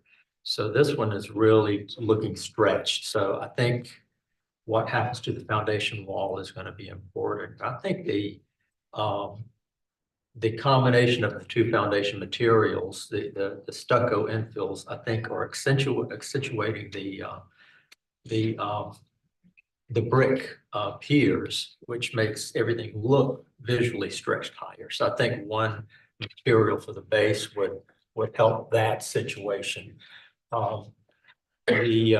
The stairs, I'm not sure what to do with the stairs. They've now become this really, really prominent feature on it, and I don't really know the answer for that. I mean, I don't know what this would if this would exacerbate flooding or not, or if it would not have any bearing on it. But in other parts of town, we've seen people go in and a lot of them were existing conditions, but they've used like a perimeter wall at the edge of the street where you step up a couple of steps up into the yard. So that would bring the steps of the house down in scale. I don't know if that's a possibility or not. But I do think as much as we can keep the elevation down, it'll help with those long stretched out stairs. I think that's kind of it. My notes are very similar. Additional elevation is for parking underneath. The ductwork is not an issue. I mean, and if IP allows waterproof ducts below grade, so that for me that's really not an issue. The elevation is for parking. We've been reluctant to go that far above BFE for just to accommodate parking. So I'm not in favor of that. I certainly am in favor of the elevation. I think that we consistently approved elevated structures is necessary. The chimney you said is that little box on the back that has the fireplace is a framed box. I'm sorry. It's a framed box. It is, It's not it's a framed masonry. box, correct. You know, next comment is. I thought if it was masonry, cantilevering it No, over that would the be back of the house is a little odd, but if it's a frame, that goes away. I agree that the front stairs need to be restudied. I think the current design is kind of an afterthought. I think it's there just so that there'll be stairs on the drawing. I think it could certainly be improved. And I agree with you, Bill. I think that the combination of materials on the foundation, I think the pointed piers and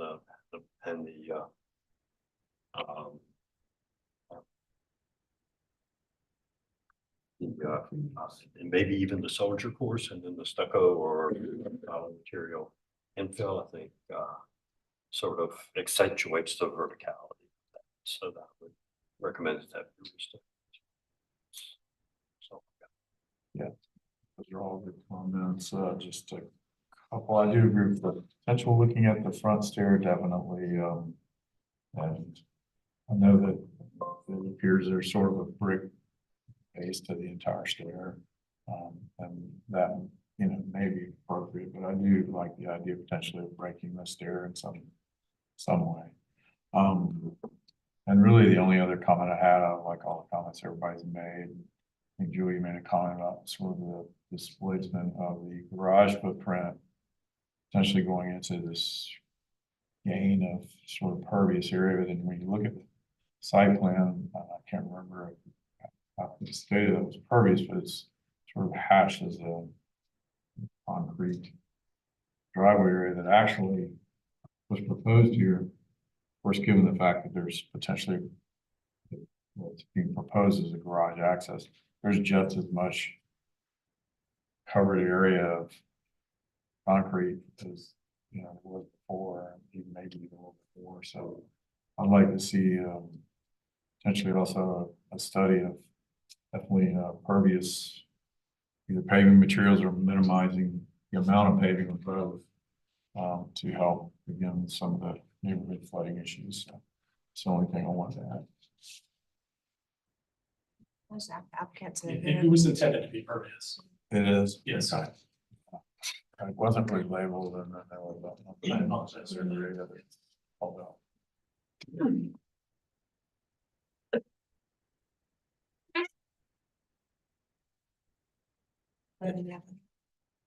Let me ask Jeremy one question. I don't know what the interior layout of the house is. Is there possibility of, getting a couple of steps down inside of the front door that would kind of bring the scale down? Not easy. You're walking into the living room, like right through the Okay. front door, All right, so it would be pretty difficult. okay, but I just asked.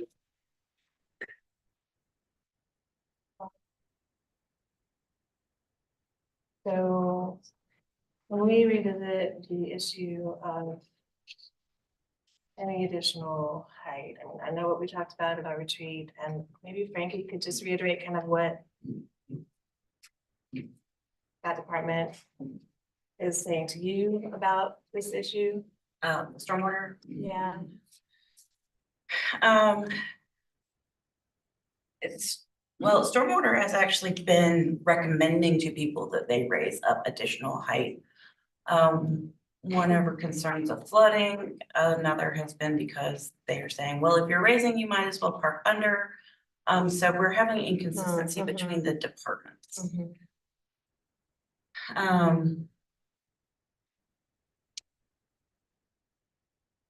think I'm sensitive to them encouraging them to raise it simply because maybe the standards right now are wrong and it's truly.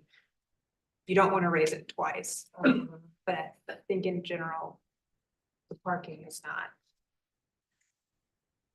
Yeah. Although I do see your point that, well, if it's just a little bit so you can actually use it for storage or something. I'm not opposed to that. Now they factor in the different treatment for existing buildings versus new buildings. If this were a brand new building, then they would automatically be required to go an additional foot. So it's kind of that little gray area of discrepancy that, you know, when I see a historic house, I feel like there should be a little bit of latitude, or so we should longitude, like a foot. But yeah, when you get kind of over a foot, I get a little uncomfortable with it. Yeah, that's kind of the way I feel. I don't know if I was making myself clear earlier, but I think giving a little bit is fine. And but when we start going up an additional 2 feet or something, I think that's beyond wiggle room there. And I think the simple thing is here is as we cap this at no more than what was approved 2 doors down is the fair thing to do. I agree with that. And elevating this house to BFE helps a lot with its impact on the streetscape. It just did that, you know, extra 2 feet. And we're not talking about a few inches, that's different. An extra 2 feet would make this house blend into the existing height of the streetscape in general better. This area of the city, everything's to one extreme or the other. It's either on the ground or it's way up in the air. So it's really no strong context that you kind of drive the decision.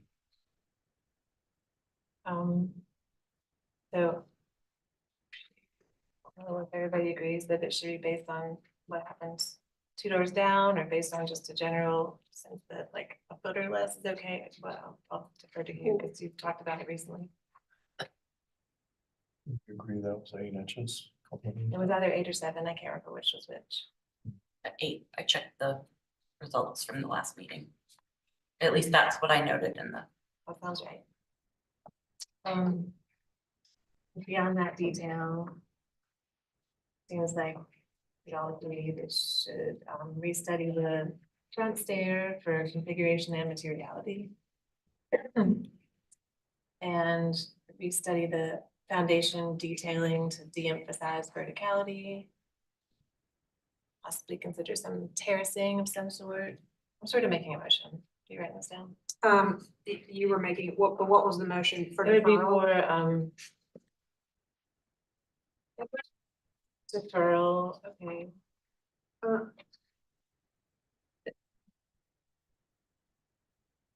Deferral. deferral with any of the staff comments or just board comments? I don't think.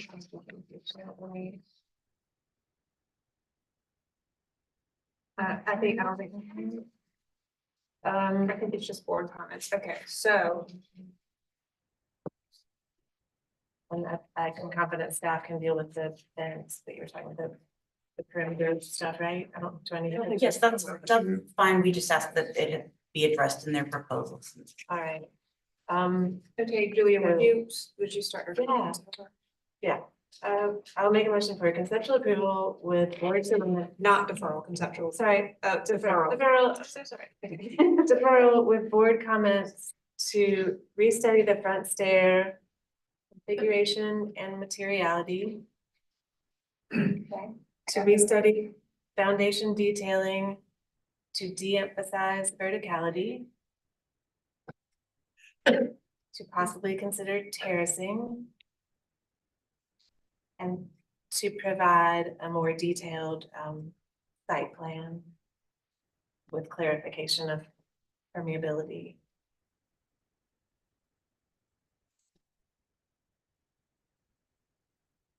And then to decrease the additional elevation to a maximum of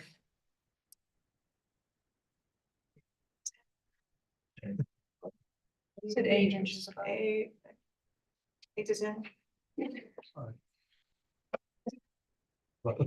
I mean, just objectively, I feel like that foot, that a new house would be automatically granted, I would say within a That's foot.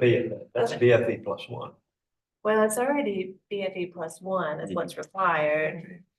But I'm saying BFE +2 is what a new house could have, or has to have automatically, you know what I'm saying? So I feel like existing houses are a little bit disadvantaged sometimes, and I don't know, Say foot. no more than 12 inches. Okay. No more than 12 inches above the.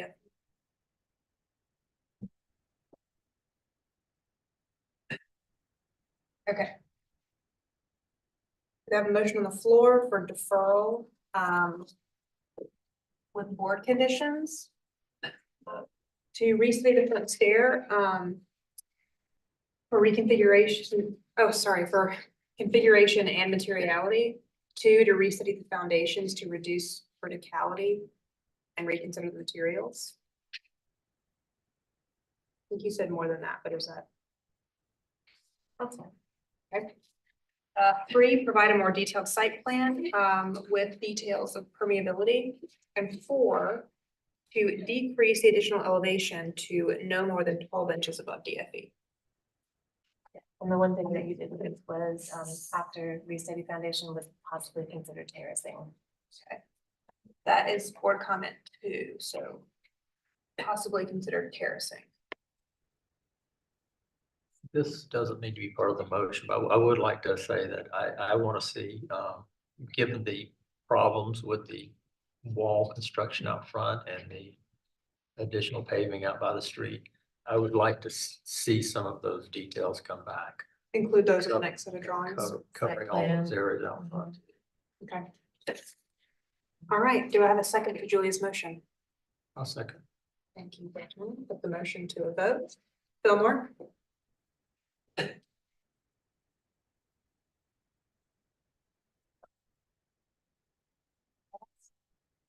Ralph, you can come back to me. Bill Huey, Yeah, that was. Julia, In favor. Bill Turner. Yeah, in favor.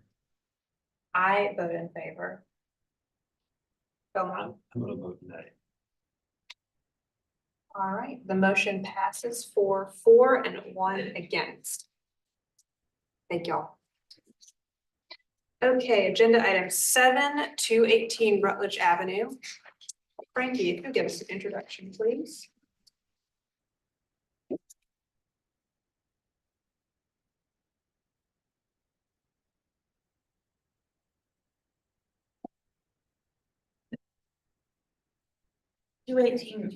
Rutledge is in Canonboro, Elliott Road, District 6 is not surveyed. Portions from 1852, 1929, and 1944. It is in the Old City District.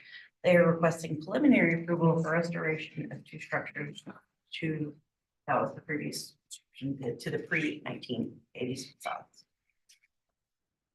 But this is the building's location on Rutledge. Some existing site photos. Context of Rutledge.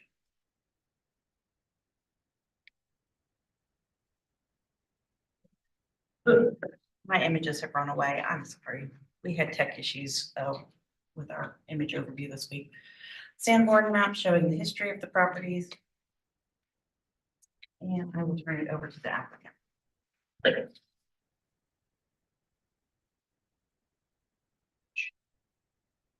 Hello, my name is Tyler Smith. I'm working with the owners of this property, 218 Rutledge. This is the total refit of two existing buildings that have a history of constant change. You go to the next slide, please. These facades that exist now were developed sometime around 1980. They are similar to each other in the way that they have transverse block that was set up in the vertical bays that you see. Around that same time, on building number 1, which is the 2-story building to the north, they applied a tall metal parapet cap along the front of the building. They installed a non-historic brick veneer, and they reduced the existing windows that were there presently at one time down to very small openings. At that time, they also removed the existing piazzas that seemed to exist at some time up until about 1980. The building to the south, the 1-story building, appeared around 1940. It was a storefront. It was about half as deep as it is now, wood framed as it is now, with a stucco siding over it. Somehow has managed to avoid major rot and termite issues, but that's something that we would like to address. Around 1980, a new concrete block addition went onto the back, which actually lengthened the building. And as you can see, there are 0 windows across the driveway facing facade.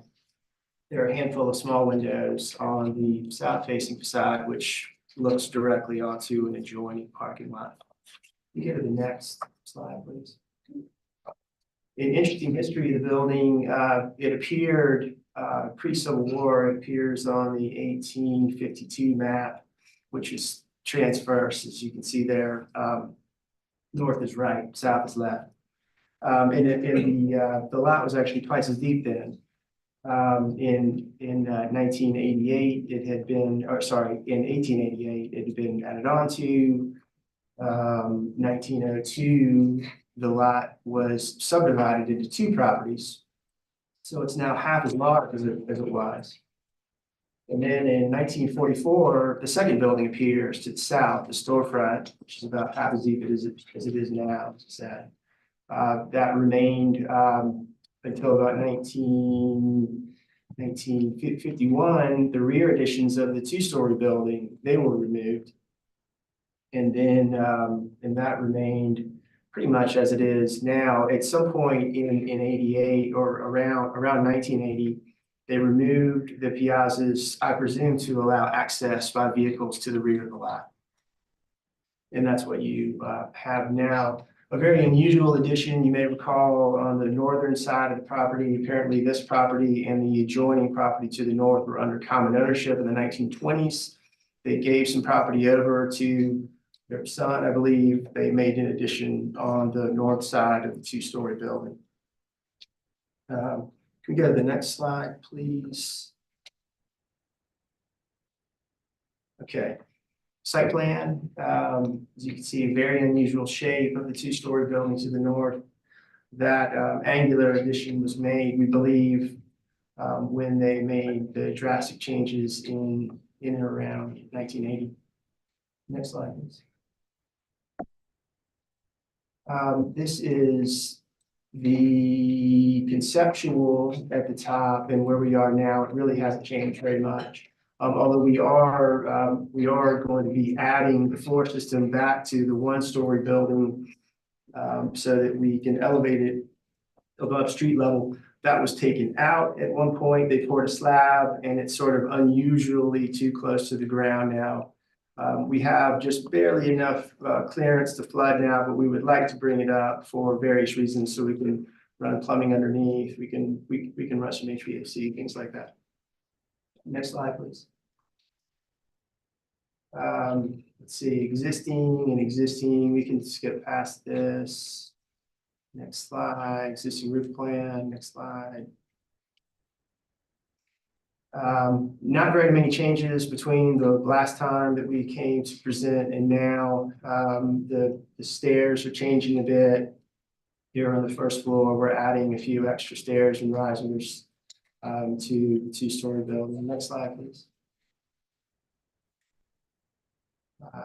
Second floor plan, roof plan, we can go back one, if you will. Probably the largest change in floor plan that we're making from the conceptual to now is that we are keeping the second floor enclosure on the former north addition, the north west corner of the building. You can go to the next slide, please. Keep going. Let's go to the elevations. Yeah. Okay. And we're going to go toggle between these two slides for a bit. The front facade of the two-story building, upper right-hand corner, as you can see, storefront, not very well made, direct set glass. It's a mess. The whole building is a bit of a mess. But we have the brick that we would like to remove. Oddly, the roof trusses that were site-built roof trusses bear upon the brick veneer. The brick veneer is not really attached to the building well. It's just sort of stacked up. And so we've got a whole mess where we really have to reconstruct the two-story building almost entirely. The wall structure will remain. We're going to put a new floor system in the first floor. The roof structure will come off and be reframed. It's a real mishmash of framing. You can go to the next slide, please. Great. So we took the comments that the board made to us in our last visit to heart. Our original intent was to try to restore what was left of the building in a way that it kept the original mass, which is now to the right, the south. It kept the 1920s addition, which is to the left, to the north. And obviously it removed the piazzas, which really can't come back now, because if we did that, we would have no access to the back of the lot. So what we would like to do is a different approach now, is because understanding that restoring this building in a true way with the materiality, the windows, all of the millwork, all of the structure, so much of it is gone, that we'd like to really have sort of a third act for this put upon building.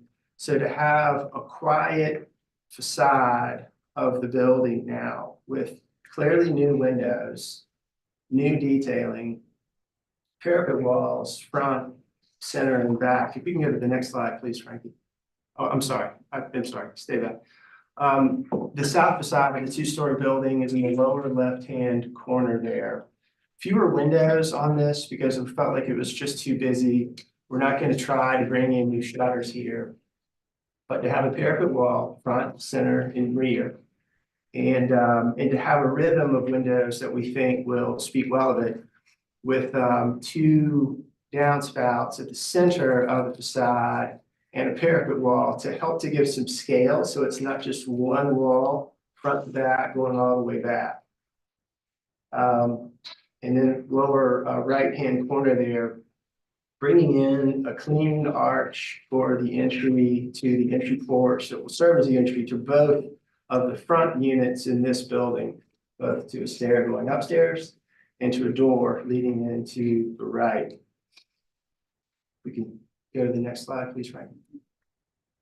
This is the rear facade lower right-hand corner, and the north facade, which is on a 0 lot line, facing north. So we have some windows there in the north to bring in light to some key spaces. These would not be operable windows. And we would stay with our proposal to have the HVAC equipment on the roof to the rear there on the former sideboard. Mr. Smith, you got about a minute left. Okay, thank you. So let's go to the second building, I guess. So let's go here. This is fine. We have the existing there to the on the bottom. As you can see, there are no windows on the north facade, and we have a similar storefront facade on the right. Next, please. And what we would like to do now is very similar to what we had before, but we're bringing in windows on the north facade to provide light into the living spaces and the bedrooms and the bathrooms. And we tweaked and adjusted the design of the storefront, taking into account comments of the board. Fewer changes on this building. One key change, as I mentioned before, is that currently it has a stucco over wood framing for the original part of the building. And we would like to remove that and have a clapboard siding instead. We feel like it's going to perform much better and it's the right way to do this. Next slide, please. And this is the south facade of the one-story building facing the parking lot. The windows are the same size. We can't really make them any larger because we have a fire code issue. So because we don't have the clearance, but we've been working with the fire marshals and they said that if we have windows of this size, no larger, then we should be okay. Next slide, please. And this is the existing as it is. Last slide.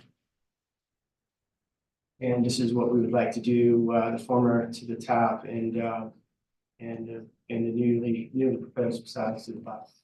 Thank you. Any questions for the applicant? Two, and they're kind of site plan related, but I don't know that we necessarily need to look at the site plan. The little patio on the north side of building 2, the one that's closer to the street, like, how do you get there?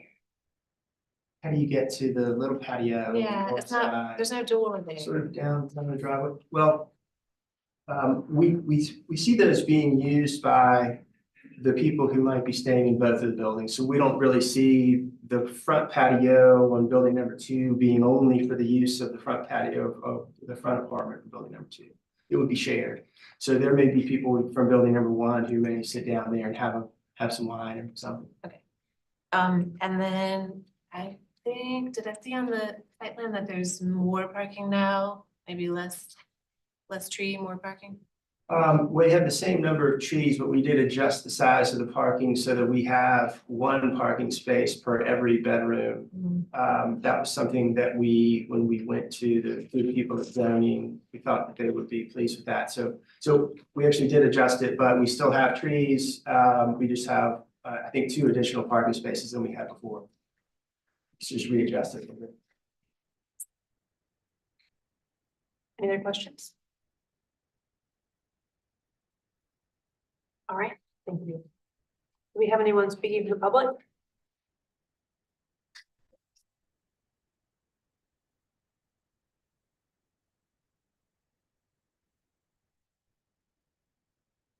April Wood, Historic Charleston Foundation.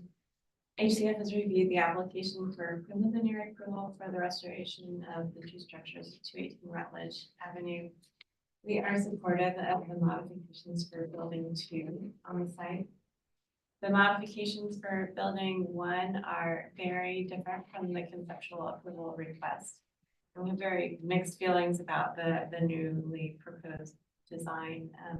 So we suggest that the applicant reconsider the current architectural direction of the front facade and pursue a design that is more traditional and compatible with the context. Thank you for your consideration of our comments.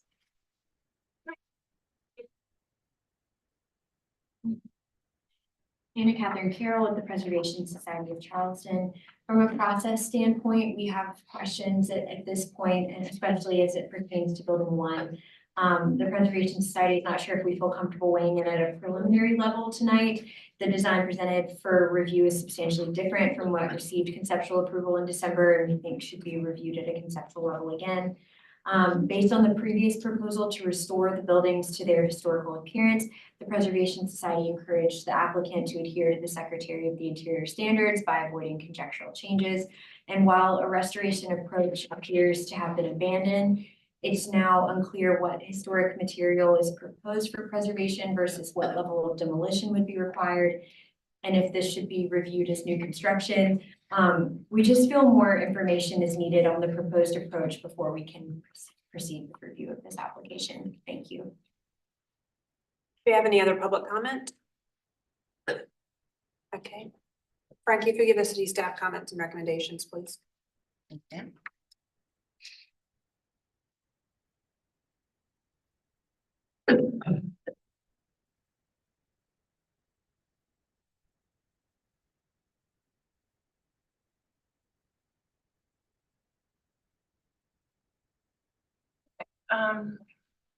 So staff had observation that for building 2, we appreciate the revised window pattern of the west elevation. Conditions for approval, building 1 deviates substantially from conceptual architecture direction. Staff recommend it should be restudied. And staff recommend reintroducing architectural interests such as shutters, which was seen in the conceptual. Building 2, windows on north elevation should follow a mutton pattern more similar to the conceptual approval. And the architectural details have been removed from the south and east elevations. This should be restored. Staff recommendation is for building 1 is deferral for restudy, and building 2 is preliminary approval with staff conditions and final review by staff of the permit drawings. Thank you, Frankie. Mr. Smith, did you want to respond to or clarify anything raised in the public comment or the city staff comments? Sure, if I may. We, in a way, we agree that were this to be a perfect world and were there to be enough existing historic material remaining in building number 1, that we would like to restore that building, were it to be possible. Unfortunately, it has been so badly managed over several phases, especially in the especially around 1980, that siding removed, brick veneer put on, new roof structure put on, all the windows taken out. The inside is to say it's a mishmash of framing would be a real understatement. They ripped out the floor, put in a slab. Our discussion at the last meeting and the direction that we decided to accept was that this building was so changed, it really had no relevance to what was there before. This is unfortunate. I like old buildings. We like to preserve old buildings. To take the standards and apply them to this building would be an incredible boondoggle, unfortunately, and it would not work. There's no budget for it, and that's unfortunate. But it would really be starting from scratch to try to restore a building where all of the millwork is gone. Everything is gone, and what's left is a mangled frame that has been changed again and again. So we would ask that with all due respect, we're able to take a different approach, a third act for this building that's different from the first and the second. And there would be a quiet and nice addition to the streetscape along that block of Rutledge Avenue. Thank you. Thank you. All right. Public comment and the applicant's presentation is now closed. We'll move into board discussion and a vote. I wasn't here when this came to the board the last time, but I think there's got to be a middle ground here where you're not trying to do a restoration of the old building. Obviously, there's not enough of it left. I don't think there's anything wrong with giving maybe a little bit of a nod to it if you wanted to, but I think the drastic about base on this, I think what's being proposed now is a bit too austere. It's a little too, it doesn't fit the streetscape. I'm not saying it's a bad design, but I don't think it's appropriate for this particular location. So I would like to see some sort of a middle ground between the two. It doesn't have to be ultra traditional, like the original building was, but I think this has kind of gone too far in the opposite direction. As far as building two, I think it's a nice little design. It's working much better. And I really have no issues with that. I think it's where it needs to be. On the site, I would like to, when this comes back, to see some more site information, hardscape details, that sort of stuff. But I do feel pretty strongly about building number one needs to take another direction.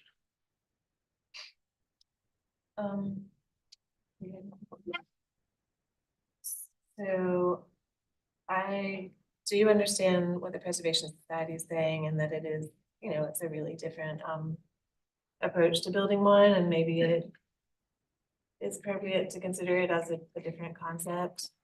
And I'll say that I personally am a lot more comfortable with an approach that is less, you know, faux or kind of pretending to restore something that's not really there.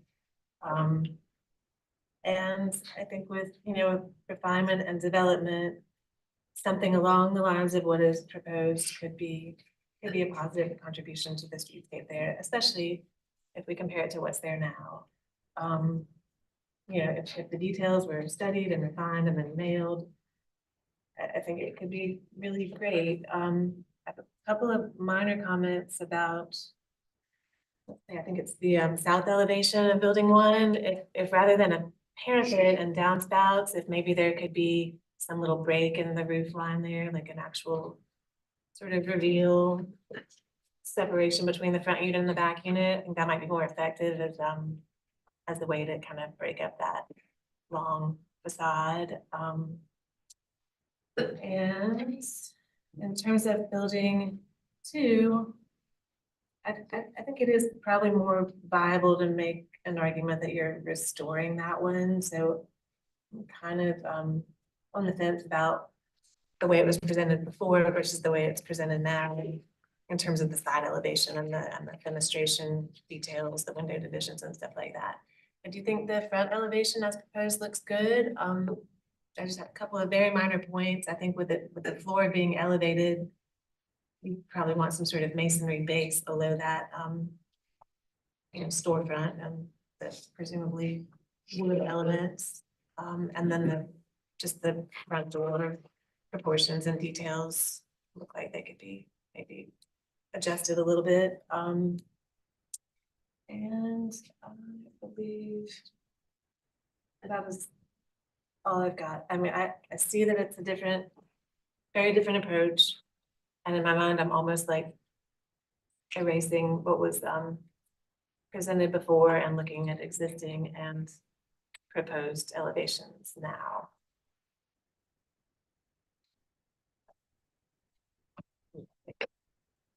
Yeah, I don't think I was here for the previous either.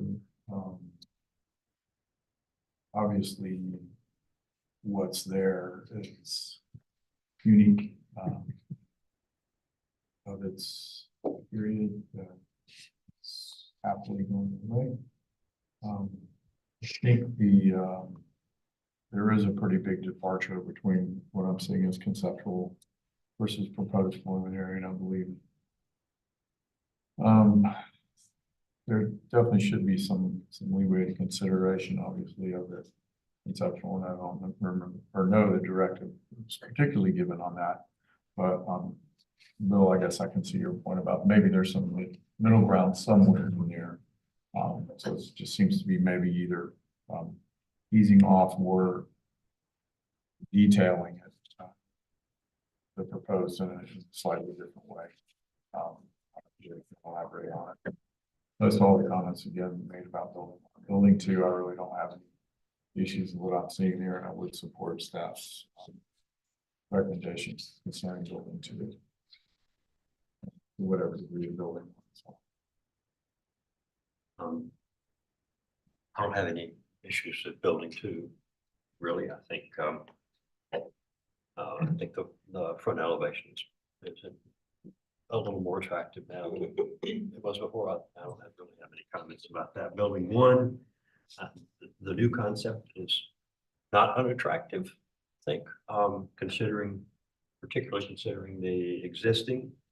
However, I do think that the new front elevation, the west elevation at conceptual, was more appropriate to the streetscape, to the streetscape than the current. And the current definitely is less detailed and has less definition. And so I think that there's room to create something that's a little more attuned to the streetscape and that has more detail and more definition. I don't think it has to be what was a conceptual, even though I think, conceptual is certainly not a restoration. The conceptual drawing, it was just, I think, a pretty attractive effort to put a more traditional front on that building that matched the streetscape. And I think it needs to go back in that direction. It certainly doesn't have to be exactly the same. I think on the south elevation, the same comment to a lesser degree is true. That is that the detailing and definition have disappeared. I think the window pattern was more attractive at conceptual, but again, I think the big thing is that it lacks detailing and definition. Nothing to add. I was just throw this out there that I think it might be a case where some sort of three-dimensional representation of what's proposed could be really effective at conveying the definition, the breaks in plan, because when you look at the proposed front elevation, you don't really register that arched portion is recessed. There's a little more going on, I think, than is evident. And again, detailing would go along with just really, really strong detailing on something so simple. Could go a long way. And I think, like everyone's saying, some sort of little nod to what it was before, but I wouldn't want to say it go too far toward be oldie at all.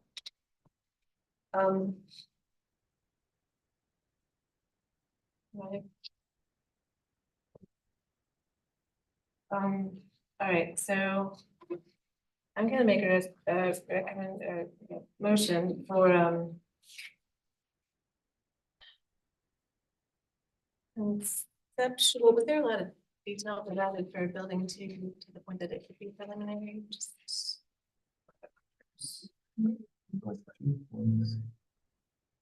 what she did say. Okay, good. Thank you. Right. I think, okay, motion for preliminary approval for building two with staff conditions and a board condition to restudy the storefront base and front door. And conceptual approval for building one, the new flavor, with board conditions to refine the detailing and enhance visual interests, and to consider a break in the plane on the south elevation as opposed to the parapet.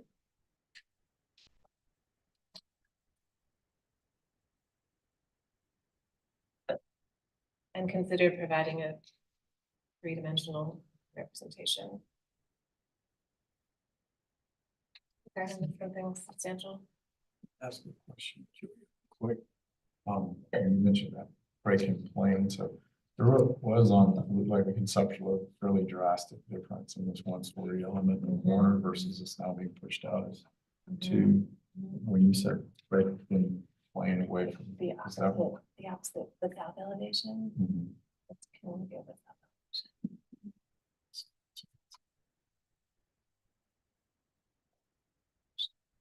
Oh, right here. It's just downspout. I see. what you're saying. And that might be effective on the north elevation too. Just to have an actual break in the roof line and a little sort of. So you're good with the sort of. The north elevation. Yeah, with the, Those long rooms. yeah, that, and then just the presentation of that to the street versus. Yeah. this street. I'm just trying In to, theory, I'm okay, and I think a 3D model would be helpful because that is revealed and that's recessed a couple of feet. Sorry, we're just talking amongst yourselves. sorry, We'll do for building 2, final review by staff. Yes. And was there an additional comment for building 1? Sure, I'll consider. At the north elevation, consider a break in plane. As well. And for preliminary review, please provide a more detailed site plan. Clarifying green space. And paving materials. etc.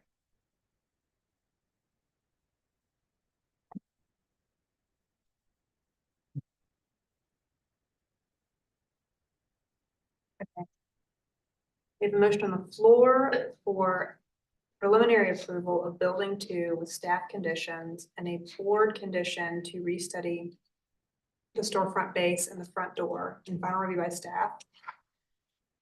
And conceptual approval of building 1 with board, are we doing board conditions or board comments? Condition. Conditions. So that first was a board condition as well in building 2. Building 1, board conditions are to refine the detailing and enhance visual interest. 2, I consider a break in the plane on the south elevation instead of a parapet. 3, consider providing a 3-dimensional representation of what's planned for building 1. 4, also consider a break in the plane at the north elevation. And 5, for preliminary approval, for the preliminary stage of building 1, provide a more detailed site plan clarifying the green space. Hardscaping. And hardscape. All right, do I have a second to Julia's motion?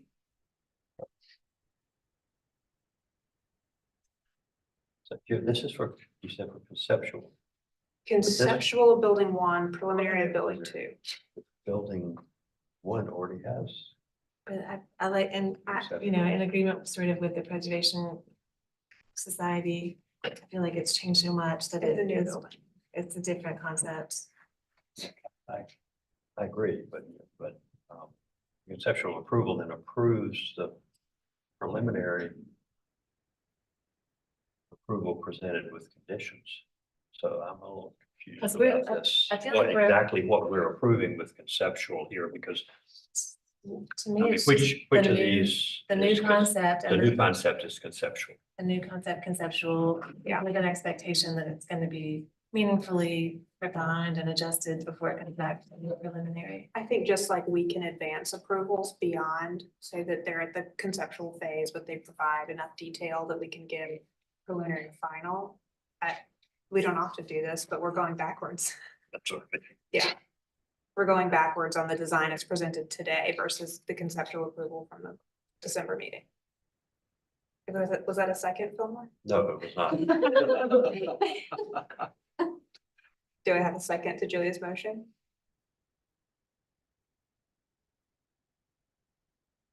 I'll second Julia's motion. I'll put the motion to a vote.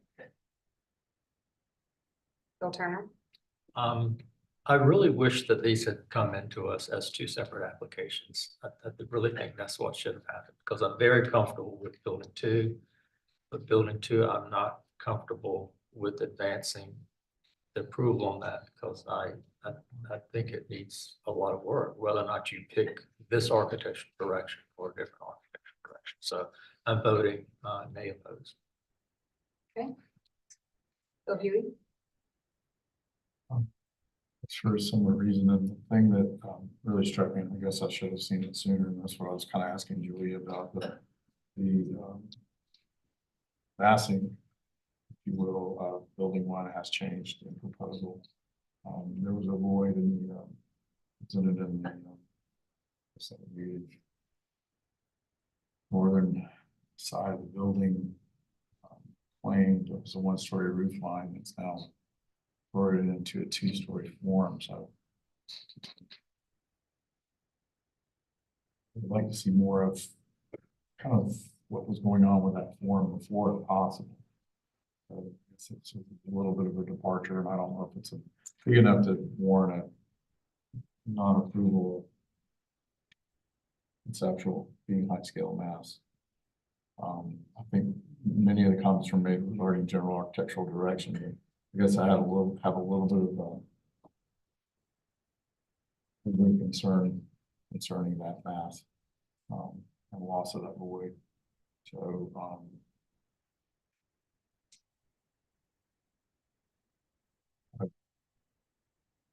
I'm saying these things a lot of this week, so for the applicant to hear it, say that's kind of where I'm coming on this.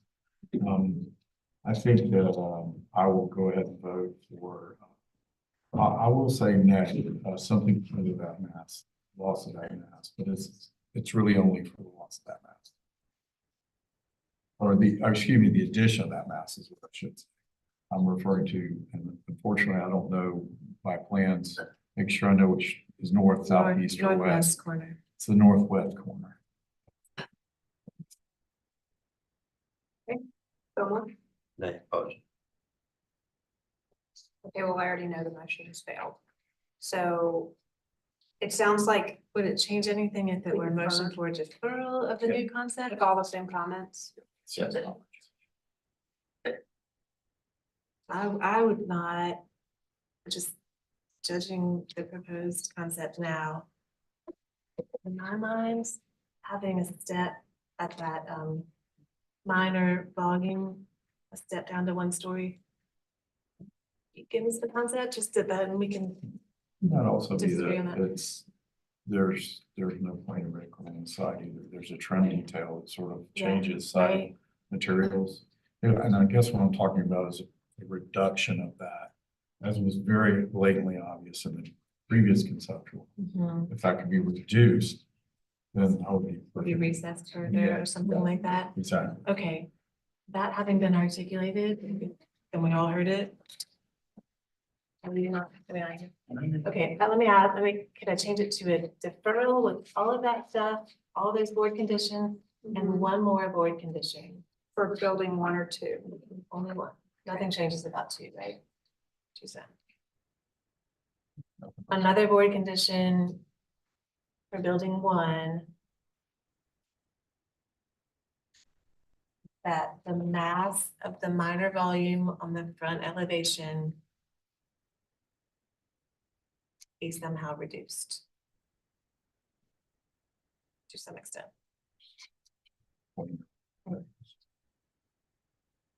In my mind, I'm interpreting that as like recessing it further, a little bit further. Well, there's two, yeah, this side I think is recessed fine. It's just this, you notice there's a trim detail. Oh. These two. These are pretty drastically different proposed siding materials here.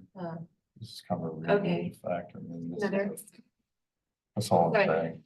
Okay, so strike that last additional motion and let's say, the last board condition is to inset the two-story mass at the northwest corner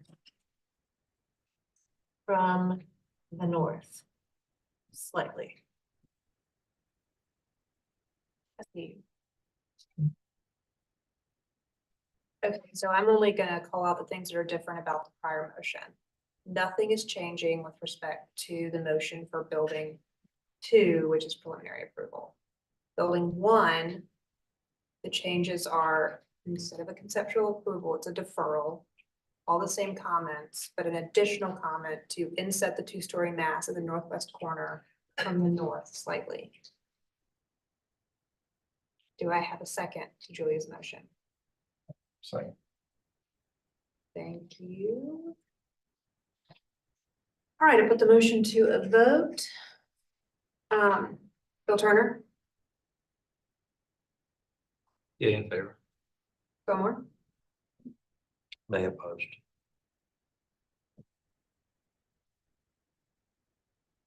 Julia. Okay. Bill Huey, Yeah. chair votes in the majority and the motion passes 4-4 and 1 against. Thank you.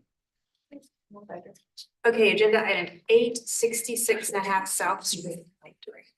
Yes, we are going to reconvene in 10 minutes.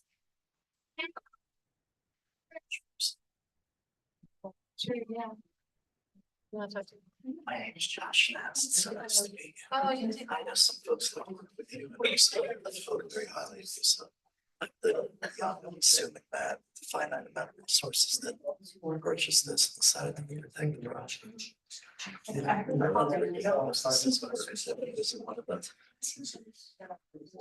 I know that your office is 3 doors down. And actually, I'm very close friend like Sue. The reason I'm approaching you is because I don't have a full way. So it just happened happening again. Because Carrie goes or something. I now have to wait another month. And I don't even know if that'll happen. Because we waited. We actually lost. We were supposed to be on the last chicken. And we weren't put on. I would say you'd be better off to talk to the administrator, because if I start engaging a lot with you, then I have to confirm that. Julia, here's what I'm saying. Accuse myself. Well, I'm not hiring you. One of it. There's not, Should be giving a direct advice. but I'm not asking for this. Here's what I wanted to say. Given the last meeting, the feedback that you gave us, you didn't give it to me first. You gave it at the meeting. That's what we went back and reported before. Is there anyone else here for? I know, I didn't. And then we show back and it's like. And honestly, I didn't remember the rest of the board really Agreed. Yeah. building that up the motion. Yeah. And they acknowledge that. The administrator, I can't really, I'm not supposed to like. What's your name? Sympathize with my plight. I know, it's a difficult process, and building in Charleston is difficult, going through this process, I know it's difficult. I mean. Who's the administrator? Yeah, thank you. She's gone out for a break. Yeah. I like the direction, that's obvious. I'll hold you up. I think you can stretch. Thank you.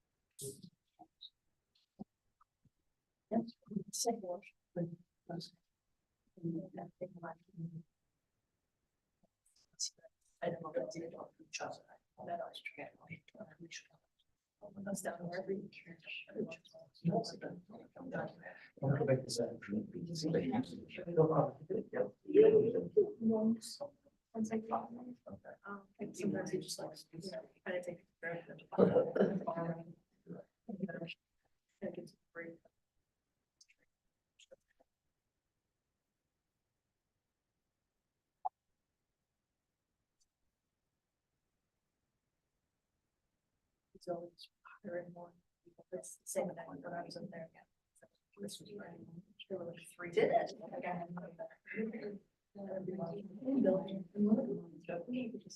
That's good. Yeah. $43. Yeah. another year.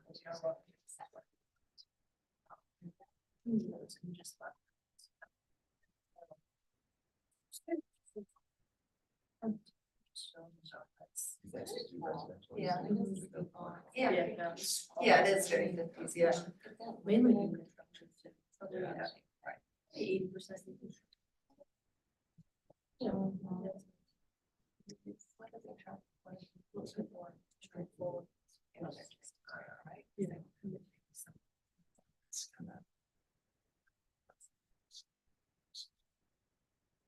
Yeah.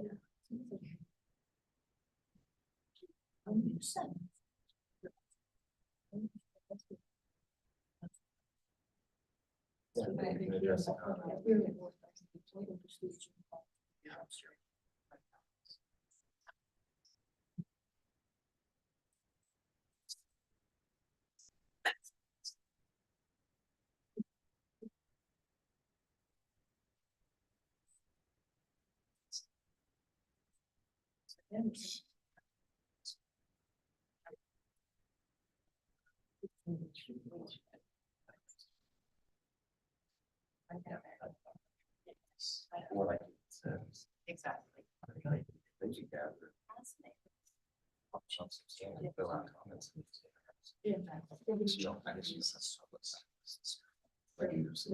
This goes down.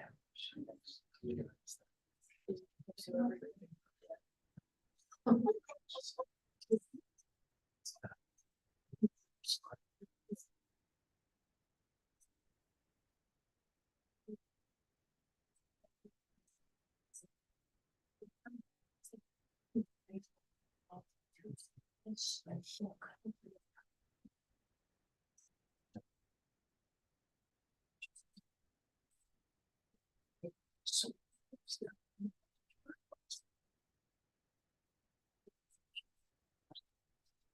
not a dam, like I am not a last minute girl, I mean, the latest one, I think is gonna come kind of out of time. But they still like always. So it has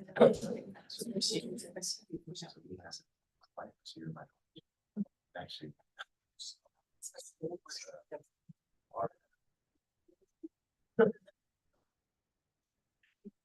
I mean. She had a raise. Bunch all my together. That's crazy. That's amazing. I don't know. Yeah. But it's just. Look at this.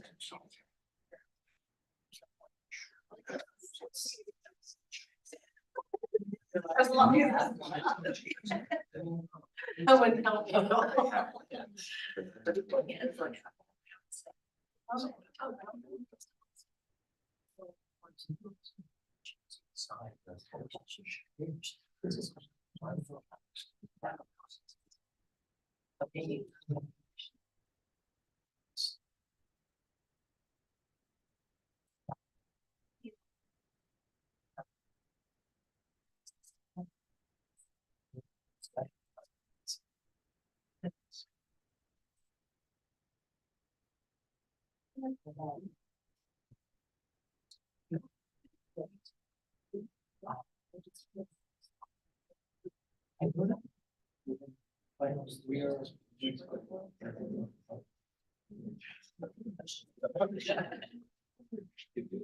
I don't know, he said that.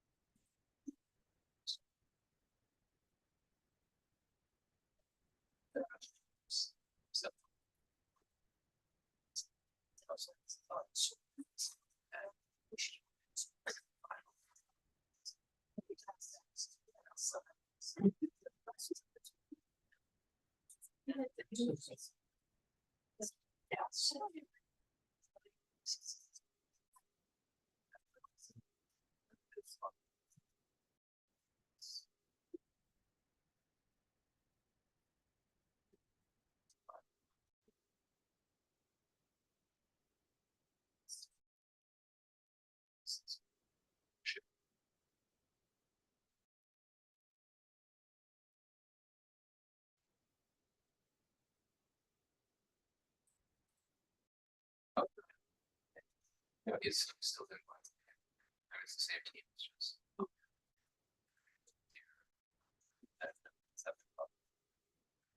Site. Yeah.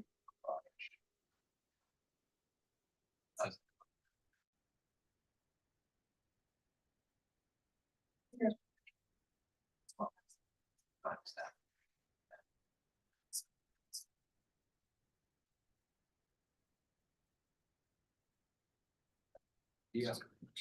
He did that. Thanks for rendering. She's like, everything's great. So cool then. Yes. Well,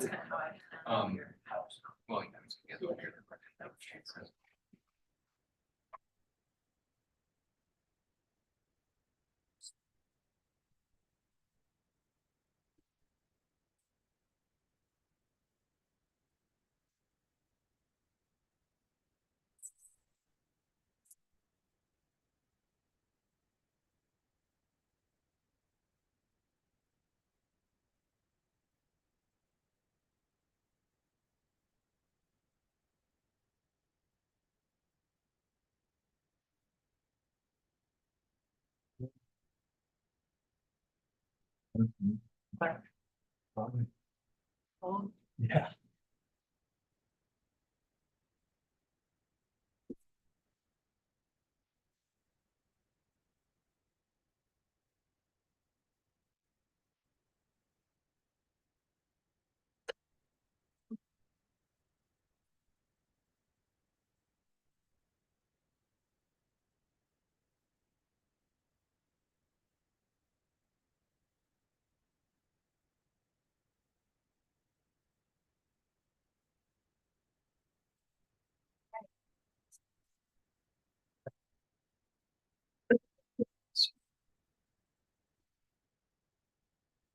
All right, agenda item 866 South Street. Frankie, you'll give us an introduction, please.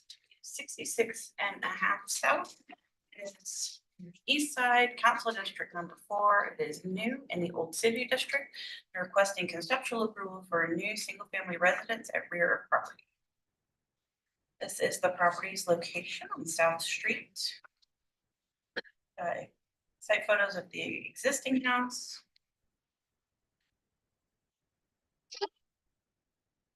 Architecture inventory card. And sandboard maps. And I will turn it over to the applicant.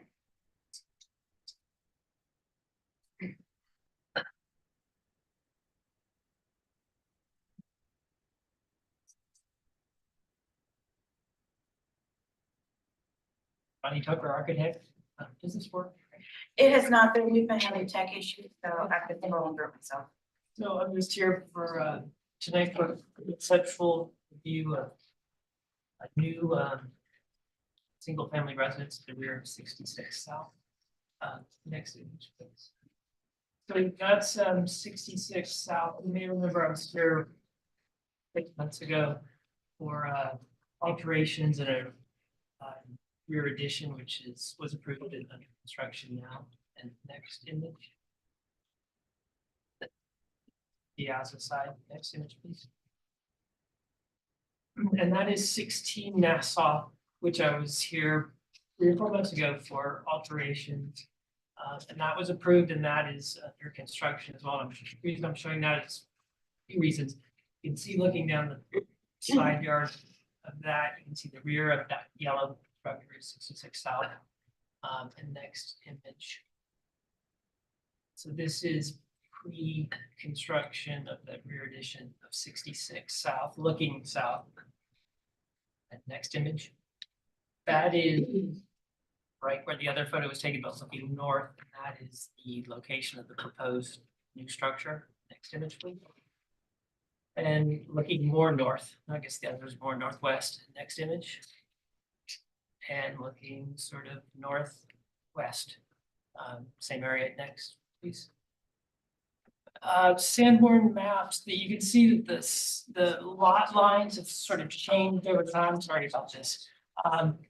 And at some points in the past, there have been smaller structures sort of sprinkled throughout the middle of that lot. That's sort of typical, as you know, especially in this part of the neighborhood or of the city. Next slide, please. So the red dot there is approximate location. You can see the lot line has changed at some point after 1951. And I'll tell you why I'm mentioning lot lines as well. So next slide, please. There is 55, not much change, and this aerial map. Next slide, please. So this is this project is part of a larger project of the owner who has purchased 66 South, the yellow house, and 16 Nassau. So what we have done is we have gone to TRC, technical review, to abandon the property line between the two lots. And you'll see on the next slide, please. Now that a civil engineer did that drawing, so of course it doesn't make sense. But essentially what that sorry. Makes sense that and the TRC. But what TRC has approved, sorry for this aside, the TRC has reviewed the zoning requirements and the parking requirements and the lot occupancy requirements. So we did not need to go to zoning for this project. It meets all the setbacks, all the lot occupancy. In fact, we're I should have mentioned this before, but 16 Nassau was a duplex. The owner wanted to turn that back into single family. Nice thing to do. Get rid of the porch stairs, internal stairway. And the lot almost could satisfy 4 property or 4 units, not quite, but that's beside the point. Didn't want to go even pursue that with zoning. So obviously we meet lot occupancy, we meet parking, we meet setbacks. Now the setbacks are, you'll see a little bit of an issue with this rear house because it's tight. But what we're proposing is sort of what I think is a fairly simple but elegant little rear house. So next image, please. So that is the existing site plan. The property line is still shown. That's from an old surveys, but you can see those are the roof lines of the 2 structures, 66 and 16. That's all. In the next image that shows. So this is very conceptual. We're actually we'll come back with a site plan. We weren't there yet because this is sitting at TRC. TRC is approved pre-approval, and then the civil engineer is working on whatever they call that preliminary approval. But there's several things involved, as you know, since this requires storm runoff. There's a pool proposed, which will be for 16 Nassau. So I will come back with site plan separate VAR. But what I wanted to pursue this evening is just the architectural height, scale, and mass of the proposed new house. Next image, please. This is sort of a lot, but just showing that the proposed structure is sort of seen mostly from the driveway side, piazza side of 66 South, obviously. But you'll catch little glimpses of it from between other houses. You can see houses are pretty tightly stacked, pretty typical for this part of the city as well. Actually providing those 5 parking spaces is more than a lot of the adjacent properties provide. But I think it's sort of handled in a pretty obvious way with the stacking. I know you don't care for parking, but you will be when, obviously when I bring the site plan. And then the next image, please. I sort of got ahead of myself with that site plan, so maybe just skip that one. That's sort of null and void. But here's, you can see it's pretty simple floor plan. First floor is just kitchen, dining, living, bedroom, the bathroom, and the second floor is 2 bedrooms and 2 bathrooms. Roof plan, it's sort of, you'll see it in the elevations, 2 masses with a hyphen. Sorry, next, right. So south front elevation, you won't see much of that because it'll be obscured by the back, like 66 south. The west elevation, you can see it's pretty basic, massing, hip roof, sort of a larger element at the front, and a pavilion with a hyphen connecting it to the next image. I think these are probably the most demonstrative images, and then I'm done. So this is looking at the top image is 16 Nassau, looking north from the porch side, showing the piazza. And then there is the back house at 66.5, and you'll see why it looks sort of strange there at the next image. We have a lot of topography at this site for the next image. So the back of the lot is actually approximately 4+ feet higher than the front at the street level of 66 up.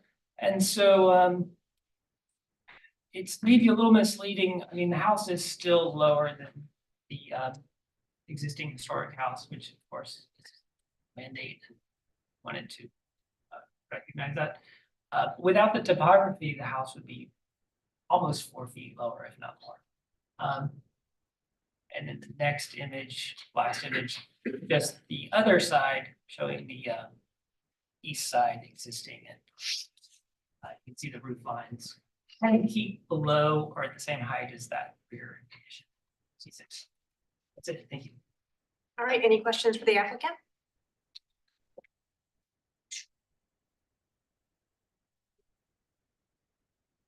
Oh, you'll have a moment to speak during public comment. I'll recognize you. No questions? All right. Any one speaking from the public?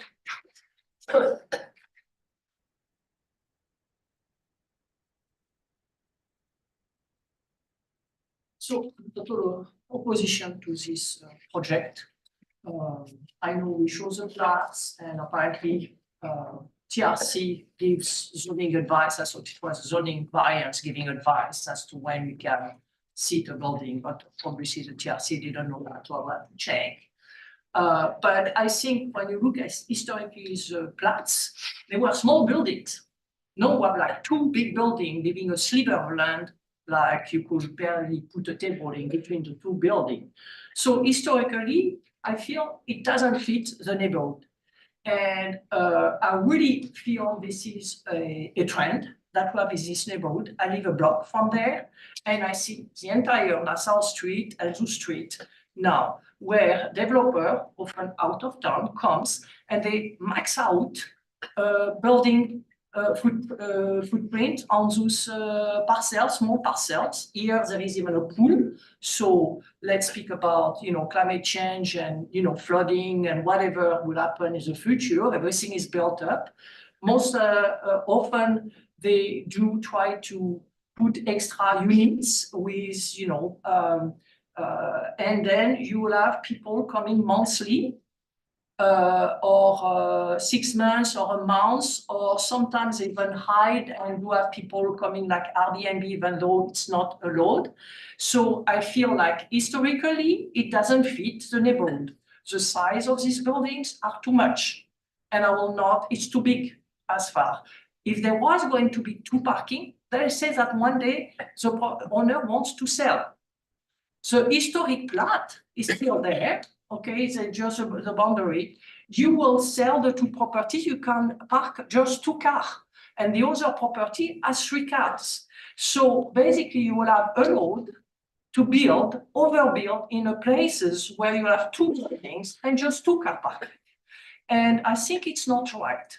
So it's oversized for the size of the building. And I'm really questioning this issue of the way the parking is being done and how it's not being evaluated to the variance, the zoning variance and the TRC even given this agreement. I don't agree with that. And there is no overview for me as a resident to come and see that. And should not even have gone to you before it goes to zoning variance to see how they could settle this. I'm very, very surprised. And I feel that if you are doing this, any owners that has two property and a gate in between, they can get in and say, oh, okay, I have enough to do 4 units now. I was about to 2 units, but because the 2 things have enough land, etc. Nobody, and then that's it, and you get in and then like this, you build as many units as big as you can. And you know what? Those things, they rent for 5,000 or 6,000 a month with a pool. And then, people in the neighborhood, they can't afford to be there. Even a young professional, we have like a tenant who is a doctor, he's looking with his wife, residents, they can't find anything to build, and he's a young doctor. So speaking of affordable to the middle class, they can't, this is what's happening. This is a disaster that I'm opposed, and it's not even historical. Thank you. Is there anyone else speaking for the public? Anna Catherine Carroll with the Preservation Society of Charleston. We really appreciate the applicant reaching out to us on this request. We think this proposal is starting in a good place, but we would encourage simplification of the massing and reduction of the footprint to help the building read more clearly as a secondary structure. Thank you. Yes, please.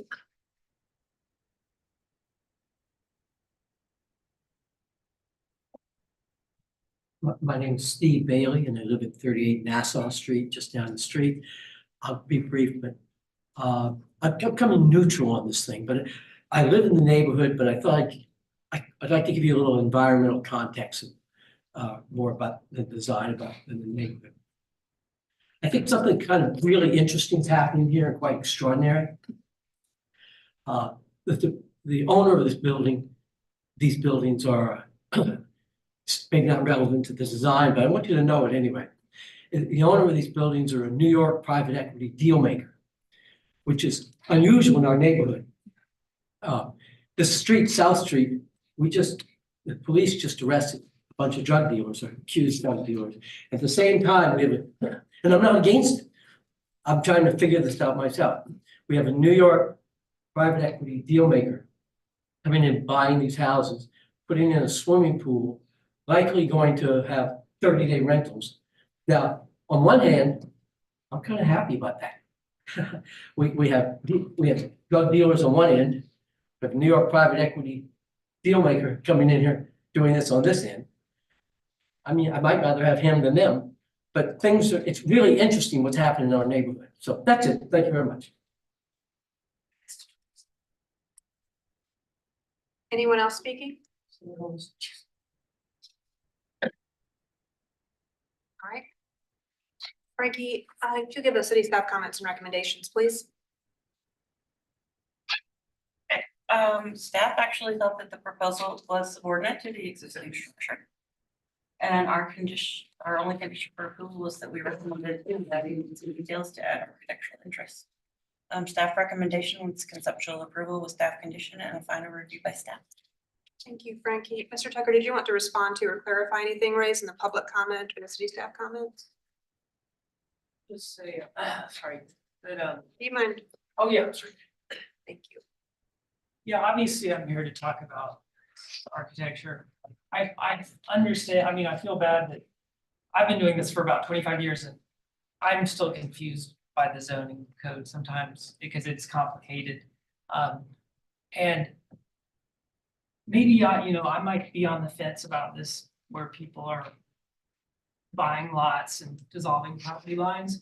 I think if that is a concern, that's something to take up with your city council person and even zoning. I will say this is pretty typical. I mean, you've seen me come here for 25 years plus.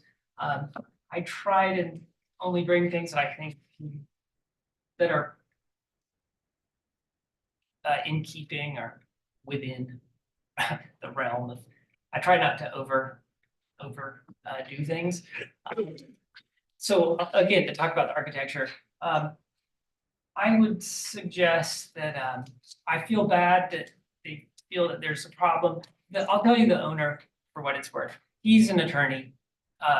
He did a house he lives in Queens, and he's very interested in architectural history and preservation, and they love Charleston, so they wanted to buy a couple houses, and by buying these two, they had an opportunity to do this development.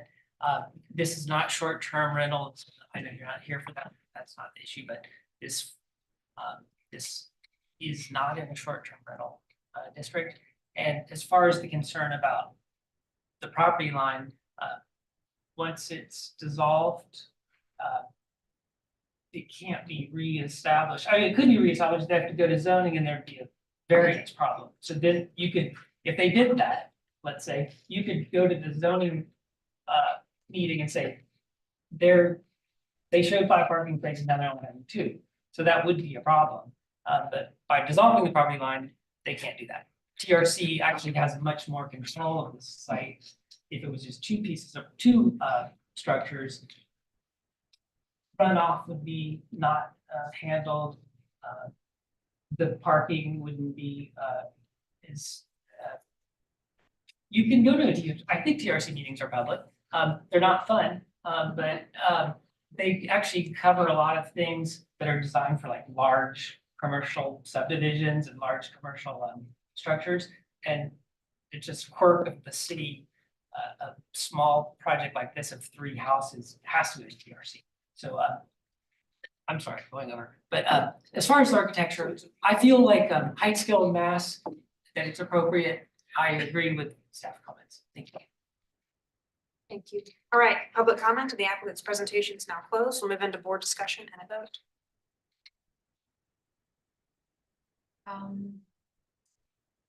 I did not realize there was a mountain right there.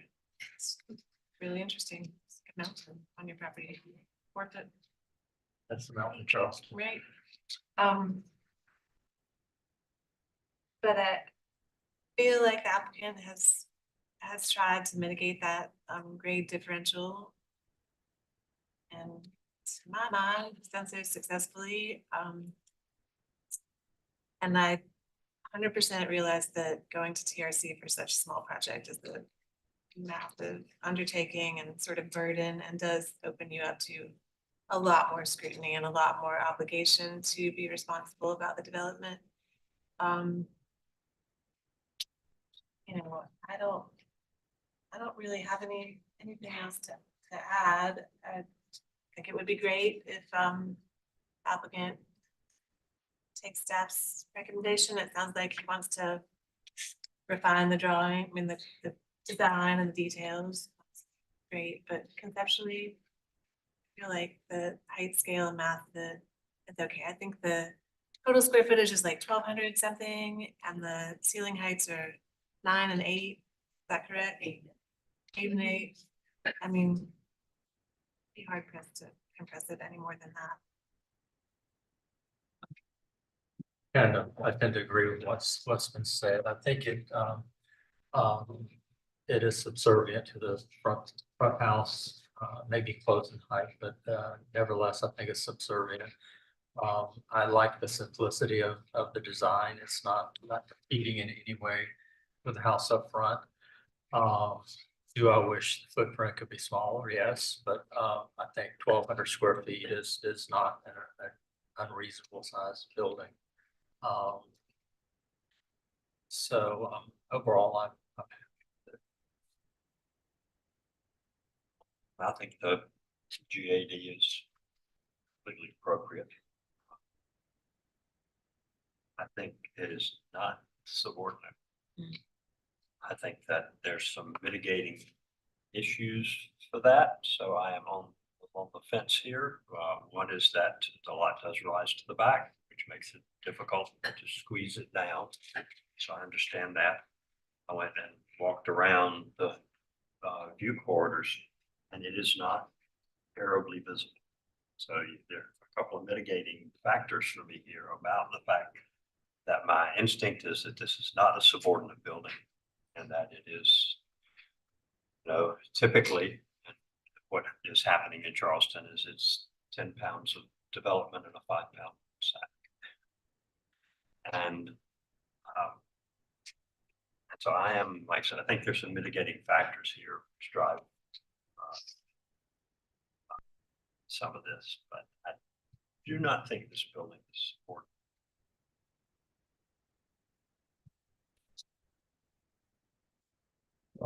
Say I can appreciate the really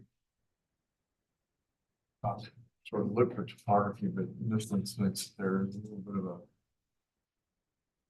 an issue with a 4-foot grade change. It's trying to relate a height of a building to still keep it graphically subordinate to that front building, actually both buildings sort of like it. And I think, the efforts have been made pretty legitimately, 8-foot ceiling height, it's not anything super crazy there. And so, it's a 5 and 12 roof set, which, I think if you lowered it, it might sort of mess with the form of the building anyway.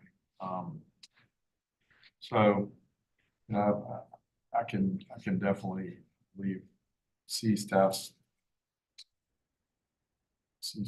comments and recommendation for what they are, and I generally do agree with that.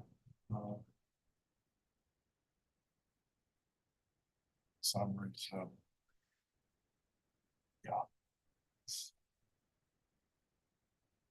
The efforts at all to make the footprint smaller, I would definitely appreciate it, but I don't think it's a structure that's sized really out of character with going around it. So that's all I have. I did peek at the zoning ordinance just for a second. And correct me if I'm wrong, but I think it's in a 2.5 to 3 story district. And the max kind of downward adjustment the board is empowered to make is a 1/2 story. So I think, You're correct on the district, and I don't remember the max adjustment the board can make. I think you're correct. But I think by and large, seems like we're comfortable with the 2 really modest stories and the roof pitch proposed 5 and 12 to mitigate the effects of the mountain. I'll just make a motion for conceptual approval, staff condition, and final review by staff. Okay, we have a motion on the floor for conceptual approval with staff condition and final review by staff. Do I have a second to Julia's motion? I'll second. All right. The motion to a vote. Fillmore, Nay opposed. Bill Huey, Yeah, in favor. Julia, In favor. Bill Turner. Yeah, in favor. Chair votes to the majority and the motion passes 4-4 and 1 against. Okay, agenda item 9 is 10 LeBree Street. Frankie, if you give us an introduction overview of the project, please. 10 Legree Street is located in Charlestown in Council District 8, it is a category 3, circa 18.7 in the Olden Star District. I request a final approval for review coverage pavilion between houses. This is the property's location on Legree. Existing site photo. Context of Legree.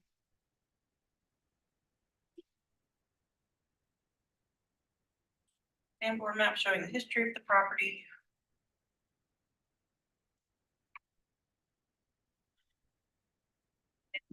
And survey.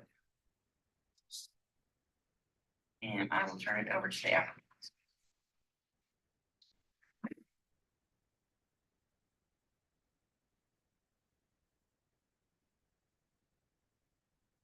Good evening, Sebastian Von Marshall, architect.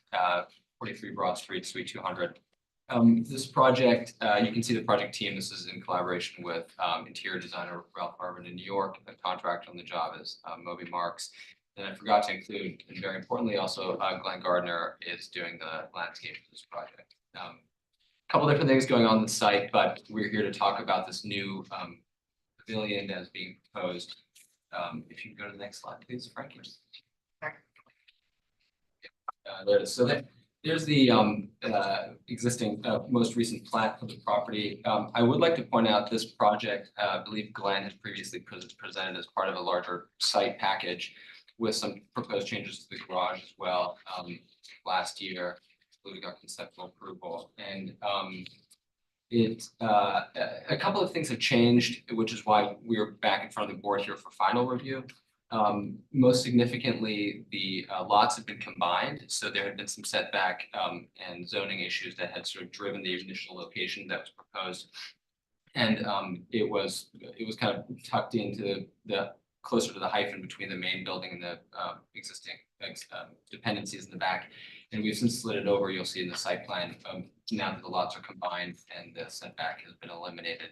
We feel it's a more appropriate location. It does increase the visibility slightly from the public right of way. So I think one of the reasons it wasn't, in the previous review, it was essentially considered not visible, and now through the gate. So we are here to present that to you today. Next slide, please. You can see some of the historic drawings and sandboard maps. What's really interesting is obviously 8 and 10 Legree used to be part of the Miles Bruton House property. And there's actually some very interesting archival information in the HCF archives showing an old bathing bathhouse or little pavilion that was behind the Miles Bruton House. You can just barely make it out right here. But it had a little portico on it. It was a charming little building. And then when 8 and 10 were built, that building was removed. We actually think we might have found some of the granite columns that originally went to that, sort of tucked away on the site. Those are, Moby has those under lock and key. But, and then you can see in the aerial image here, Miles Bruton House, and then 8 and 10 Legree here. You can see that long dependency back there. And then this is the Pineapple Gate House. So you get a little bit of a sense of the evolution of the site, and the Sanborn maps which show those 2 new developments, which were built in the third quarter of the 19th century. In the evolution, there not a whole lot of change, but small moving around. Next slide, please. Some aerial images. Next slide, please. Some context images showing adjacent structures up and down Legree Street. Next slide, please. And then some pictures of the site. So you can see in that first top left image, the view looking through the gate, and there's a water oak, and then there's a palmetto back there at the corner of the porch. And essentially our pavilion would sort of be tucked back there. You can see the location there on the second image, top right, where those that stacked washer dryer is standing. The new pool and landscape that's being done further back by Glenn, and then the view under the piazza looking on axis with the pool. Where our proposed gazebo would go, sort of between that the back of the porch and the pool on the far side, the row of palmetto trees. Next slide, please. Some of the inspiration and some of the precedent. So our design drew heavily on this summer house that was at 61 Van Drost, which is no longer extant. But the idea was to create sort of a whimsical garden folly that was very light. Our design picks up on some of these cues, the lattice, the painted wood lattice, the copper pagoda shaped roof, and then obviously sort of an abundance of precedent up and down that stretch of Legree Street. Just a couple of examples you may be familiar with, the little garden house and the Pineapple Gate House directly next door. So you can see the side of 10 Legree immediately to the right side of that middle image. Then at number 6 Legree, a rather new little pool pavilion that was built out of masonry with wood shingle roof. Then 2 doors up is the dining pavilion, and I believe that is, I think it's 16 Legree Street. There's a couple other examples, but I didn't want to sort of ramble on. Next slide, please. And then you can see our site plan. So the proposed location of that gazebo is centered on the axis between the piazza and the proposed pool. There is an existing row of palmetto trees currently sort of between where our gazebos and the pool. And we're proposing to preserve those, which is why we're not kind of pushing it a little further back. That was one of the drivers for that chosen location. Next slide, please. This was the previously submitted plan, which shows that structure kind of shoehorned into that corner there. And then if you go to the next slide, you can see how with the wall removed, we're kind of scooting it out, centering it, but it does pull it out a little bit past the edge of that. Yes. Next slide, please. The roof plan. Next slide, please. Original elevations. Next slide. There's the proposed elevation showing it. Location that we moved it to. Next slide, please. You can, although I will say really quickly, to give you a good sense of scale, you get a 6-foot person in that opening. So you get an idea of, it's not a large building by any stretch of the imagination. It's about 12 feet by 20 feet. The idea is it's big enough to have a dining table, but that's about it. Next slide, please. Some floor plans, floor pattern plans. Next slide. And then some sections and details showing how it will be put together. We have a full set of engineering drawings as well for how it's going to be assembled. Next slide, please. And, I guess that's it. We did reach out to the neighbors. I believe one of the neighbors was here this evening, but he had to leave a little earlier, Mr. Ziff at number 8 Legree Street, who is in support. We had also previously shared drawings with Mr. Kane at 8.5, which is the back part of 8 Legree Street, there in support as well. And I welcome any questions you may have. Thank you. Any questions? In your drawing, the lattice is called out, that it would. Correct. Kiln dried. Yes. And in your drawings, it's represented very delicately. And I am wondering how that's, just out of curiosity,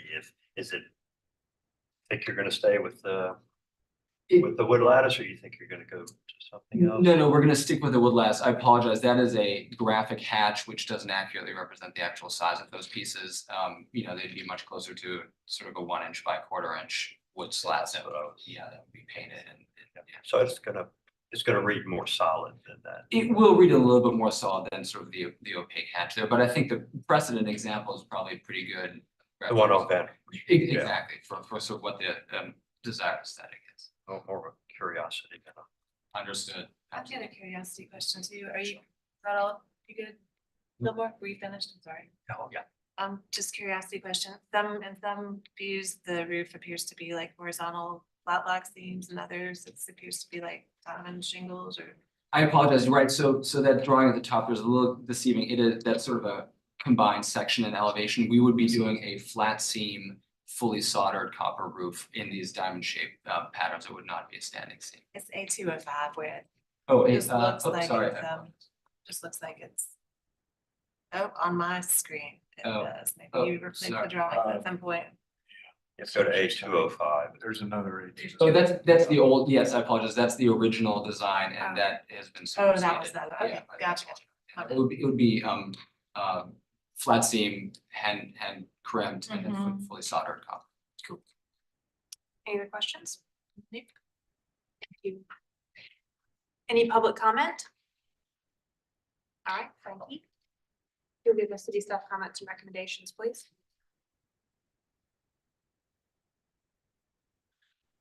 We had an observation that the new placement makes the structure highly visible. Staff conditioner approval. The comment was the proposal is overly ornate, not in keeping with Charleston's architectural patrimony, and staff recommends simplifying details. That might have been because she was also looking at the hatch, so it's going to be more substantial. That might change the opinion slightly. Staff recommendation is actually conceptual approval with staff condition and a final review of permit. Yeah. Thank you, Frank. Mr. Von Marshall, did you want to respond to anything in the staff comments, recommendations? Sure, I'd be happy to. I guess again, there was a little bit of a disconnect because the original version of this was presented by Glenn and not by me, so I'm not entirely sure how much was reviewed and how much of that would have been, consider, I understand, obviously now with more visibility, it does fall completely under the board's purview, and, we would like to request kindly final approval, given the level of detail that we've provided. Understanding, of course, if there are any questions, again, I'd be happy to take any of those. Thank you. I am sorry, I was not paying attention when I wrote that recommendation. No, that's okay. I think I got in a habit of typing this up. City's recommendations. We were recommending with that staff condition, but we don't have an issue with the final approval with that condition. Like I said, I got in a habit of conceptual approval on all. We'll discuss. Thank you. Thank you. All right, we're in board discussion. I think that was the first observation I think all of us made was the lattice and the way it's depicted. Because it will appear quite a bit different if it's executed with the wood lattice proposed. And also, I suspect some of this detailing may be subject to change too, if it's truly a thicker wood lattice, because we wouldn't want to see, obviously, Marshall would never propose that stuff you buy in a sheet from Lowe's, but it would need to be something of substance. And I think that the way that everything is proposed, trim, articulated, these curved elements and everything, I think there's going to be a weight increase beginning with the lattice and then everything that builds up around that. So I would definitely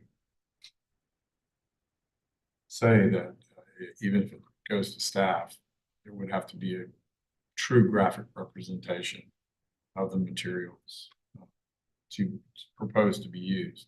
Now the question for the board is that potentially going to warrant you guys want another look at it, but I'm just sort of making staff aware that there are a lot of things that the weight of that lattice to truly get, I believe, what we would be looking for may affect other elements, thickness or weight, if you will, of some of the other elements because of that.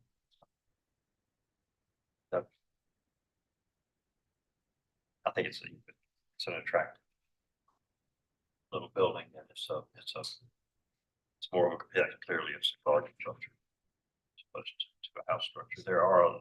It is very high style. 10 will agree is a low style, a simple style house. It's a pretty high style house. This is probably takes it a slight level up, but not, as a garden feature, I don't have a lot of trouble with the idea that it's a little high style. I do think, to the point I mentioned that lattice, is that I think the way that lattice interacts with the rest of the style of that building is going to really have an impact on how it works. So simply because it's a delicate high style building, and I think it's going to matter how that lattice works. I would say too, yeah. But I don't object to the concept of this building at all. Yeah, I mean, there's a degree of detail to it, but I think definitely by precedent examples and other things that we see, there are these little sort of follies and buildings that do happen. And so I don't think that's necessarily. Free Street is from 7 and 17, 16. I mean, they're all over. Yeah, this. The north side of 10 looks down 12 bricks. Art, so I mean, why? I don't really have a problem with the stylized nature of this building as sort of a standalone entity. Interested to see how it's going to come off with the details. Yeah, the details. So do y'all want to see it back? Is the question. In my notes were kind of like, I'm not entirely sure why necessarily even have to review it. It's minimally visible. It's essentially what was proposed before, albeit a little bit more visible. not affecting any historic fabric. Seems appropriately whimsical and perfectly precedented. It's almost a replica of one on Van Drast, the former one on Van Drast. So I have zero problem with it. Just a fun little font.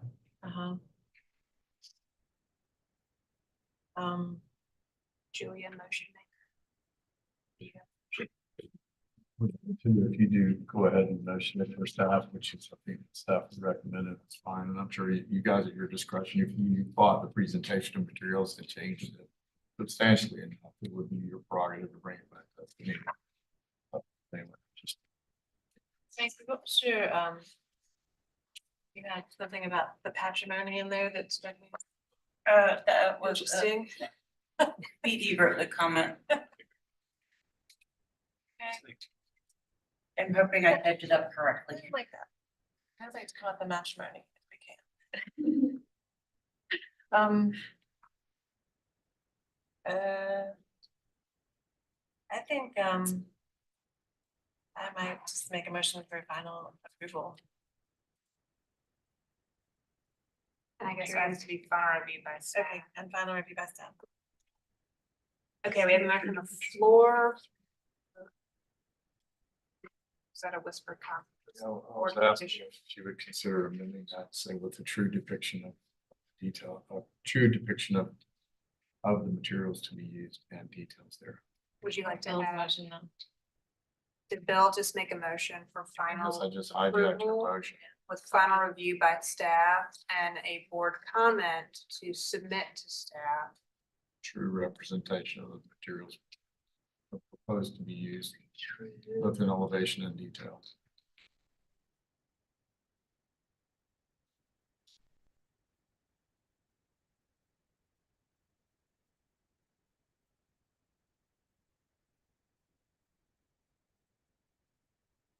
Okay, so we have a motion on the floor. Bill Huey for final approval, with a board condition to submit to staff a true representation,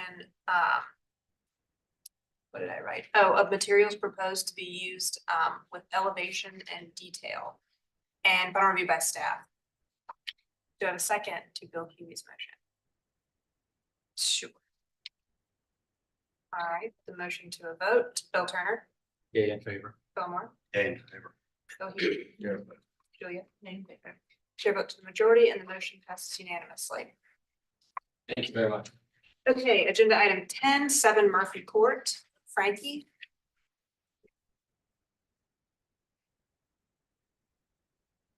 7 Murphy Court is in Radcliffe Borough, Council District 6. It is a category 4, circa 1890 in the Old Historic District. Requesting conceptual approval for proposed second floor addition at rear and did I copy the wrong description and lever shutters? So I believe the shutters were changed. They were previously Bermuda shutters and now they are just louvered shutters. Okay, sorry, I had a momentary panic, but I wrote it wrong. The louvered shutters on the second floor on west elevation. This is the property's location on Murray Court. Existing site photos. Some context of Murray. And Sanborn maps showing the history of the property. And I will turn it over to the applicant. So I am Mackenzie Conlon, Vignette Architecture. So we were here a few months ago now. We first presented this addition that we wanted to add to the rear of the home. We listened to your comments. We have now redesigned it, made some changes. So if you go to the next slide, please. Another one. Go to the floor plans. Want that photos first. We'll come back to that, just the floor plans. Sure, so that is the first floor, and then if you go to the second floor, we are just proposing an extension of that rear bedroom, we'll see up top. Just enlarging that bedroom, it's currently, a super tight space. So we're adding, a few new windows that you'll see. All materials obviously will match the existing home, the windows, the siding, the roofing, all of that. If you go to the rear elevation, 203. Sure, so you'll see what we are proposing from the back of the home. Essentially what we're gonna do with the roofing structure is just extend the existing main gable that goes across the house already, extend that back over bedroom 3, and then you'll see a small shed roof that goes over the new proportion on the side. Now, if you will go back up a few slides to, I believe it's G003, the photos. Or sorry, right there, A003. There is currently 2 doors down at 3 Murphy Court, a renovation, an addition being built that is extremely similar to what we are proposing. They did the same thing. They're, extending that back bedroom.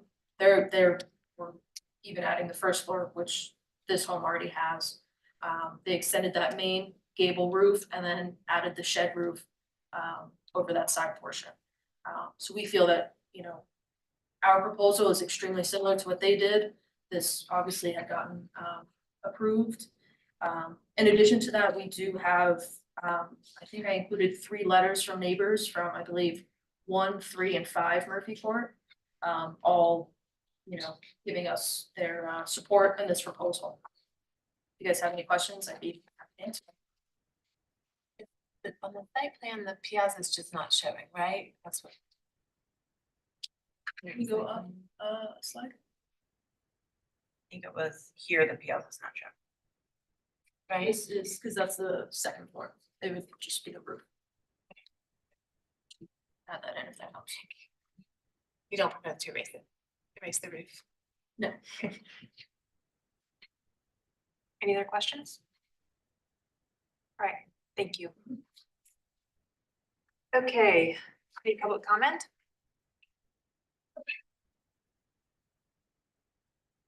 Scott Reister, owner of 7 Murphy.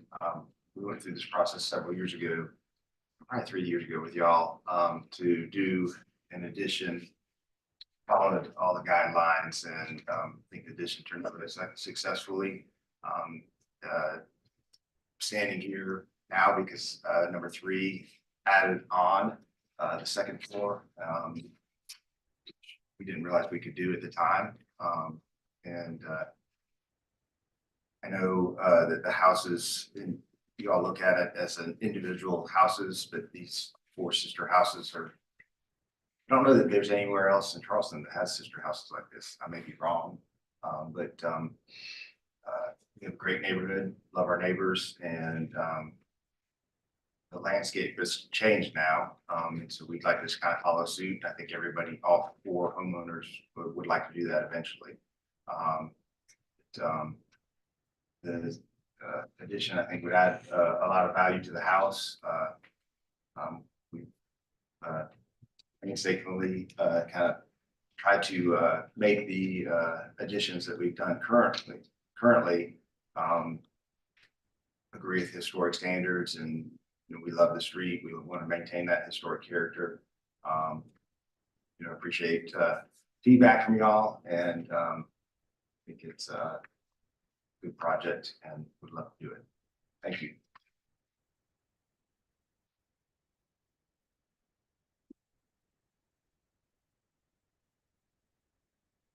April Wood, Historic Charleston Foundation. HCF has reviewed the application for conceptual approval for proposed 2nd floor addition at the rear of 7 Murphy's Court and louvered shutters at the 2nd floor. Although we understand that it is easiest to add a 2nd floor directly above the existing 1st floor addition, the additional height in this location negatively impacts the historic character of the building because it extends across the width above the 1-story piazza, resulting in a very highly visible addition. There would be less impact to the historic character of the house if a traditional hyphen is constructed and the new addition extended to the rear of the lot. We respectfully recommend restudy of the rear addition and approval of the louvered shutters.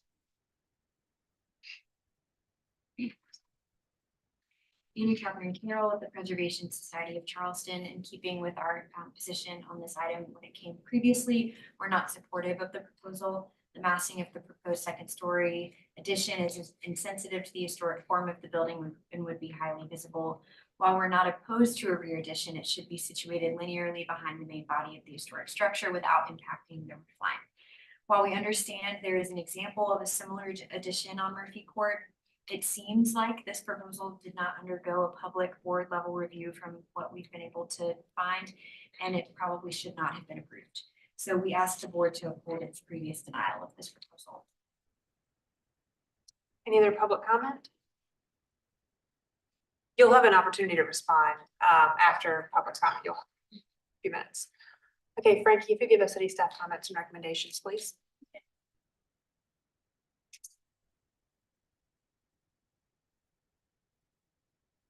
Okay, staff just had a condition for approval to restudy the roof as the proposal creates an awkward connection with the first floor addition roof. And staff recommended a deferral.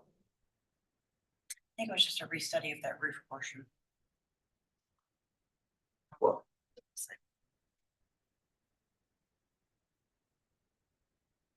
All right, things might have gotten copied and pasted in the wrong place. I was referring today. I believe that was supposed to be conceptual approval with a restudy with the staff condition. Okay. I'll have my notes. The conceptual approval with staff condition is the, okay. All right, did you want to clarify or respond to anything in the public comment or the city staff comments recommendations?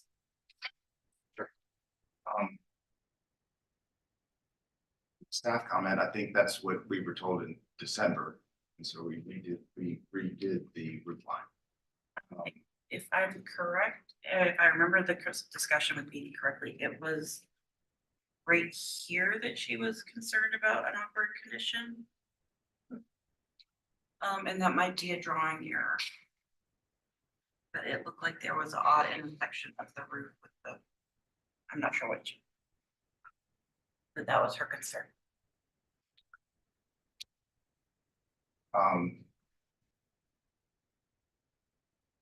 With regards to historic character of the house and the neighborhood, I agree 100% with y'all. That's why we didn't do the second story originally, because we thought we would really need to stay within the character of the neighborhood. All four owners have come before the board in past history to do the second story addition, and then it wasn't approved. And so when number 3 was approved, it kind of opened up, where we go, because these houses, I think the historic significance of these 4 houses is pretty large, and this could, in that there's no other like condition on the peninsula. So having them remain as sister houses, I think is a maintains the historic character of the house more so than having one that's different than the other 3. That's why I think we would like to do it, and number 1 and number 3 would like to do it as well. So.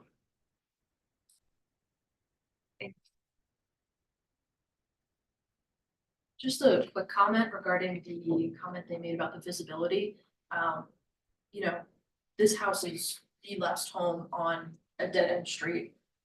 You only will see the front portion that they're referring to if you are going into this home at 7 Murphy Court. And arguably the house that was approved at 3 Murphy Court is 2 houses down, closer and further away from the dead end of the street. So that would have even more visibility than this home does. Thank you. All right, public comment and the applicant's presentation is now closed. We'll move into board discussion and a vote. Frankie, can you verify for us the approval situation at number 3 when that was granted, or? I remember that 3 was approved. I don't remember at what point it was. But I remember a staff conversation about it. Did it come before the board? Do we know that? Seems like one point it came before the board and was denied, and then they made a revision and came back at staff and got approved. They reduced the scope and they reduced, the footprint so that it was less visible, if I remember correctly.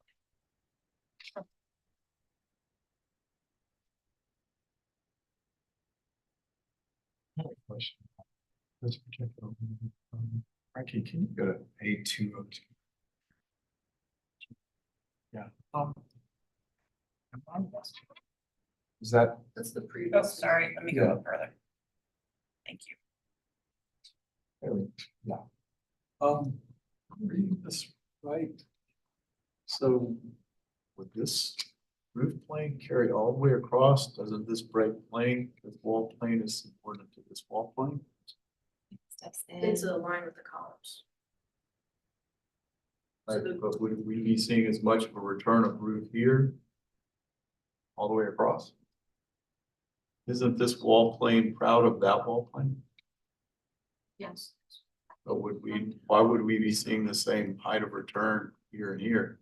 No, that whole. That wall plane, yeah, it's not, it's all. That goes straight across, yeah. This is all one level? Correct. Yes. And so the only place is the addition? This addition is proud of all of this. Second floor, yeah. I thought this, so this wall is proud of all of this. Okay, I wanted to make sure I was seeing that right, because I didn't. One story. Yeah, okay. I want to make sure I was reading that right. So, yeah. So that is indeed one roof plane through here. Does it step in just ever so slightly at that one vertical line? I think that's an old addition. Yeah, there was, so the original house was 4 rooms with the fireplace, Right. and so that addition was added, we think, in around the 80s. And so, This one? Here? correct. That part of the house was added on in the 80s approximately, Mhm. and then the drawing above Yes. shows what we See here. added on, Looks like 2 years ago. tiny bit of a plan change. Little plane, right? Okay. Okay. Thanks. Really want to know what happened with number 3. Like, I wanna- On the city's website, their permitting website, I mean, it was approved, it looks like. I remember us sitting down with Tori, with all the staff sitting down with Tori, because I think even Lawrence was involved in the conversation.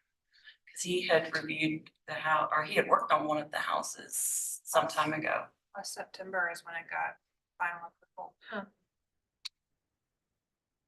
So it came to the board and it was denied and they changed it. And now it we're came to the sitting out. board under a different architect.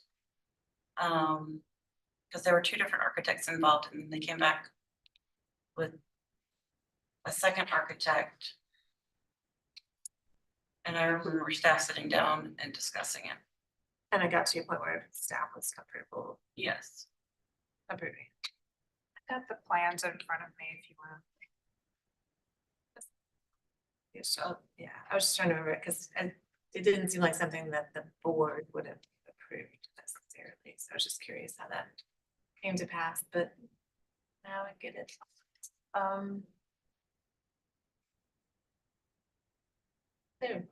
So the roof gable was extruded directly one time in the 80s and now they want to do it again, just to extend the gable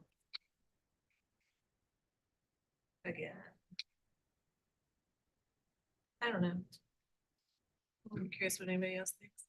I mean, It's not the way that I would want to see it done, but it's, I mean, they've done almost the exact same thing 2 doors up.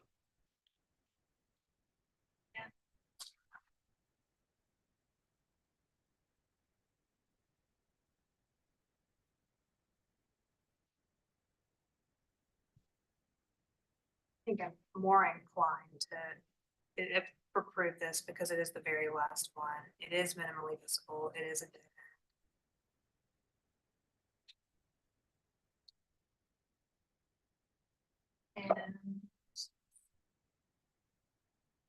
and I just feel like we're in a bad place here. I mean, I don't know how I can tell someone they can't do something that the city let their neighbor do 2 doors away. Ask the applicants one question. If you were to extrude that gable one more time, like you're asking to, is there any chance you could tuck the eave of this new addition under the historic eave rather than have that shed roof protrusion? You can go and see like at that elevation. Unless I'm misunderstanding, I think that's what similar to what we proposed the first time. A201. You want me to go to 201. Or front elevation. Like, is there any way that this shed form could go in, you could tuck this roof right under the old eave? Be more like what we would normally, I think, go for.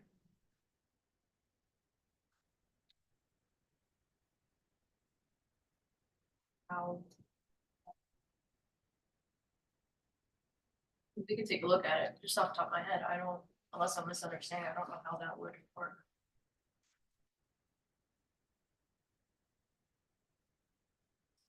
Just do more of a very low slope roof, just tucked under the eave, rather than a shed form. Okay, we can take a look. Add it on. Do that. Yeah, I mean, I don't think it has, but I can see how this is.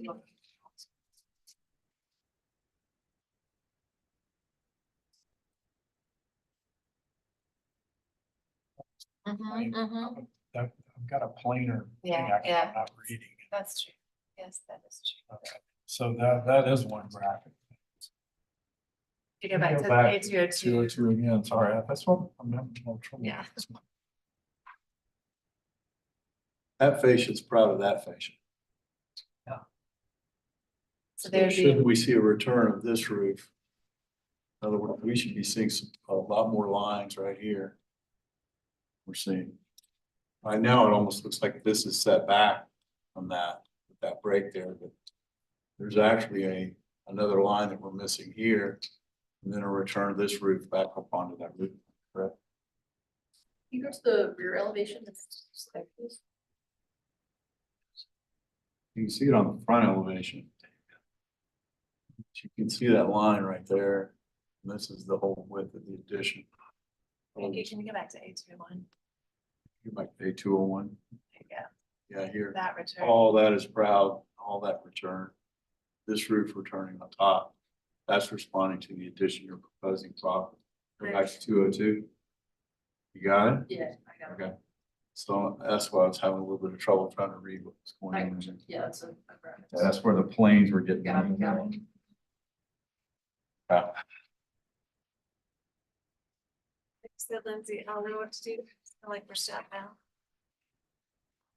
I find it a little surprising that that was approved the way it was, that it was deemed to be minimally impactful or appropriate. But it was. I would have to look at the drawings. Like I said, I remember there being a discussion amongst staff. And I remember multiple people being involved in the discussion. It's just been a while and I don't. What else happened? And the IP period is to know if it was constructed as approved. You know, I don't know if that has been I can look into that. verified either. I think in the I don't think, we deliberation, have not done an inspection, so I don't know if it is constructed as a practice. I think in the deliberation of this, we ought to be mindful of saying things like, well, you know, the neighbor has it, so therefore the neighbors are gonna get it, because then that's gonna spread out to neighborhoods and But if it were, other places. but staff approved it, you know, and they were a little bit, I think, beholden to them. Right, I guess what I'm saying, are we setting a precedent to see these kinds of additions, because now one approved by staff and one approved by the board, Probably gonna get 2 more of these. but at least 2 more. I'm just wondering if you might even get more than that, because this is not this particularly, but number 3 did not follow what I would consider to be typical addition development standards that we look for. It's kind of in violation of it. And so now we're using that as a precedent. I mean, I kind of appreciate these guys' position because it's like right next door. But I think there's a can of worms that's open here, and if we don't qualify this to just be, I don't even know how we qualify. I think it's a can of worms with just these sister houses. Yeah, yeah. There's plenty of houses of this form throughout the peninsula. Somebody can come along and say, well, these little ones over here in Murphy Court have it, I want it too. I mean, I think we need to, this needs to be worded very, very specifically if we're gonna do this. I think it would go a long way, in my mind, to becoming acceptable if they could tuck the roof line of that projection such that it's under the historic E level rather than this awkward shed roof form that you're talking about, Bill, that projects. You know, if it were, you even had to go down to slightly less than 8 feet or whatever in that particular little piece of the enclosure, to tuck it under the normal eave, then I could probably buy into extending the gable form as it's not historic roofing and everything else. I don't know, could you? Especially given the not precedent that's been set at number 3. I think it could be argued that that is unique to just these 4 houses.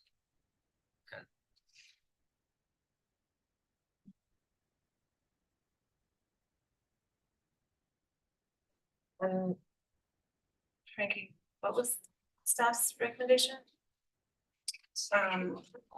Conceptual approval, there was a concern about, I think we were just trying to figure out how this roof line was working here. Oh, there. And to ensure there wasn't any awkward condition created. I don't think that would be any more awkward than. I'm gonna try to make a motion for special approval for proposed 2nd floor addition at rear and louvered shutters at 2nd floor and west elevation with a board condition to alter the roof line of the addition such that any projection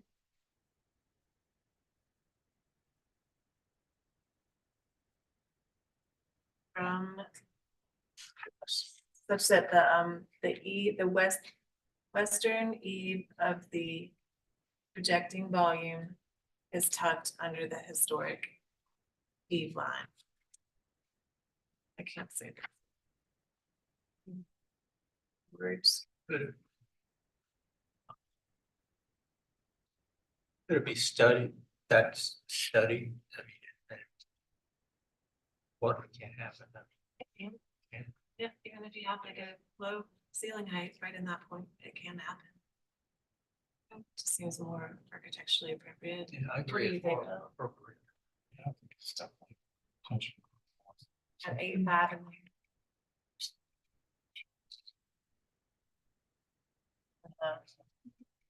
Do you want to see this again?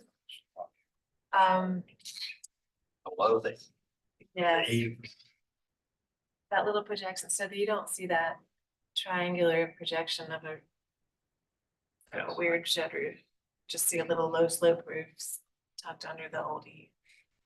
And then board condition number 2 to adjust the shutter design to be more historically correct in terms of the Just, yeah. block rail versus check rail. Sort of set the lock rail below the check rail with the does. So, through the block shutters.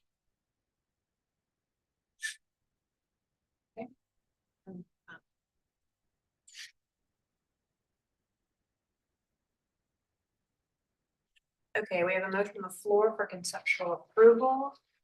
For the proposed second floor addition to the rear and louvered shutters at second floor on west elevation with 2 board conditions. First is to alter the roof line of the addition such the western eave of the projecting volume is tucked under the historic eave line, and 2, adjust the shutter design to be more historically correct. And from review by staff. Do you have a second? Motion to a vote. Fillmore, Yeah, in favor. Bill Huey, Yeah, in favor. Julia, in favor, Bill Turner. Yeah, in favor. The chair votes to the majority and the motion passes unanimously. Thank y'all. Ask a question. So go back to the design we proposed in December, where we had the roof line lower. I don't think it was exactly like that. I really don't. Do you have clear instruction on the roof line? Yeah, I mean, yeah, I can take a look at it. But it's final review by staff at this point, so you're not coming back before the board. Okay. All right, thank y'all. Okay, agenda item 11, 20 King Street. Frankie, just take it away. It's the end of the night, obviously. I'm here. Julia. 20 King Street is in Charlestown, Council District 8. It is a category 3, circa 1880 in the Old Historic District. Weston triangle approval for fenestration alterations and removal of screening on piazza. This is the property's location on King Street. Some existing site photos. Context of King Street.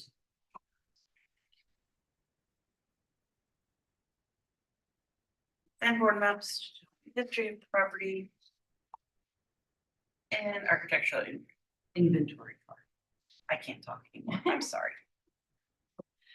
Like, Hello, I'm Julie O'Connor. I'm the designer on this project and we're actually only making a couple of small changes to the exterior of this house. The big change is going to happen in the interior. We're taking it from 3 apartments to single family. So we're so excited about this project. The first part is just to remove the screen from the first floor piazza. And then Frankie, could you go to A201, like elevator, start into the elevations. Yeah. Actually go to the next page, it's easier to see.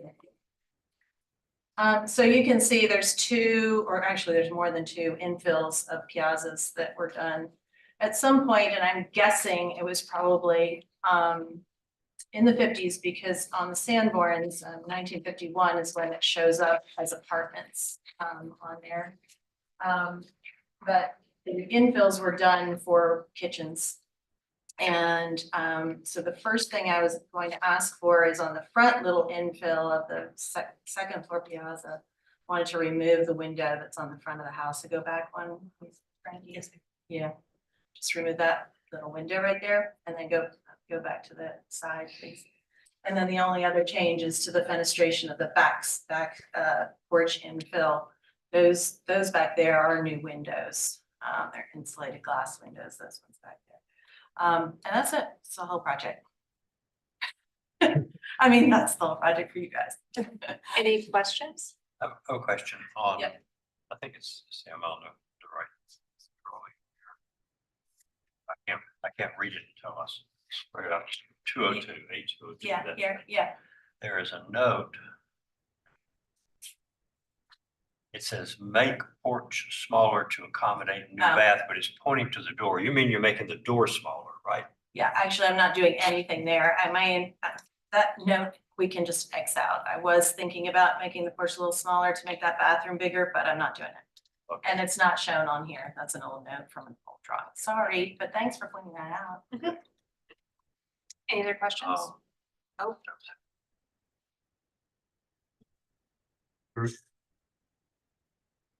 Then there's, I guess, that rearranging on the south elevation of those windows. Mhm. Above, and then I guess there are a lot of subsequent sort of additions that must have been happening, even with all these extra corner boards and Yeah. things. You decided to kind of clean that up, it looks like, on the upper part, but Yeah. leave it alone on. Yeah, exactly. Thanks. Sure. Any other questions? Public comment? Thank you to Julie for reaching out to us and the Catherine Conservation Society of Charleston. We just have one comment that we would encourage keeping the existing second floor window on the front elevation for better visual balance. All right. Frankie, to give us any staff comments and recommendations, please.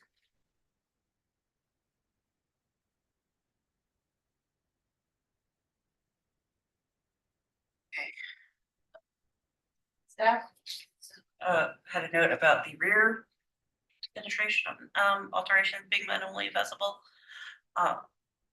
But staff rep is recommending approval. Final approval. Julie, did you want to respond to or clarify anything raised in the public comment, say staff comment? No, thanks. All right, we are in board discussion. Frankie, would you mind going to that elevation that Anna Catherine referred to? Just so understand.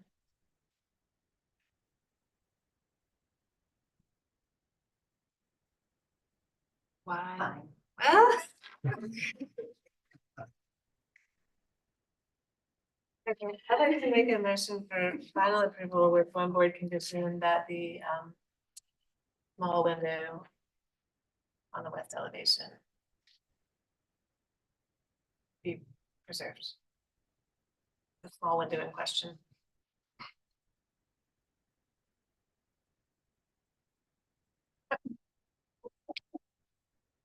Okay, we have a motion on the floor. Oh, gosh. For final approval with the board condition of the small window on the west elevation be preserved. Do I have a second to Julie's motion? I'll second. Thank you, Don Moore. Put the motion to a vote. Bill Turner, Yay in favor. Bill Huey. Dan David. Don Moore. Yay in favor. Chair votes the majority and the motion passes unanimously. Yay. Agenda item 12, 7 Percy Street. Frankie. Percy Street is in Canterbury, Borough Council District number 6. It is a category 4, circa 1872 in the Old City District, requesting conceptual approval for finished basement alteration, new rear addition, and removal of screen enclosure at second floor piazza. This property's location on Percy Street. Existing site photos. Context of Percy Street. And historic images. And some timber maps showing the history of the property. You are up again. Me, Julie O'Connor. Okay, so we were here before, and we sort of took all of your comments into account. Can you go to the, actually, back to the site plan, I think. So one of the comments was just about, and actually preservation groups and you guys were concerned about how much was going on here. And after really talking about it, my clients decided to remove the garage from the program. And I think that this just improves it so much, gives us some lovely green space, and it's gonna make for a very nice little garden back there. And so that is the big change from what we came in with before. Next slide, please. Maybe go to the 3Ds. We might be able to do all this. Also you guys suggested, which we were thrilled with, to, sort of repair the piazza and take out the brick bases, which we've done. Staff had suggested changing the light pattern of the new windows. So we changed those to 2/2 in the addition. And you guys asked us to remove the side porch, which we did. Let's see what else. Oh, decrease the depth of the rear porch. So it went from 10 feet deep to 8 feet deep. And I think that's it. Any questions for the applicant? What, isn't that car like in your garden? I think that's my house back there, and it probably is. I don't know. I've driven too far as a teenager, probably. It used to be a garage. It's That's where the garage is. She just got her driver's license. Any other questions? Okay. Public comment? Frankie?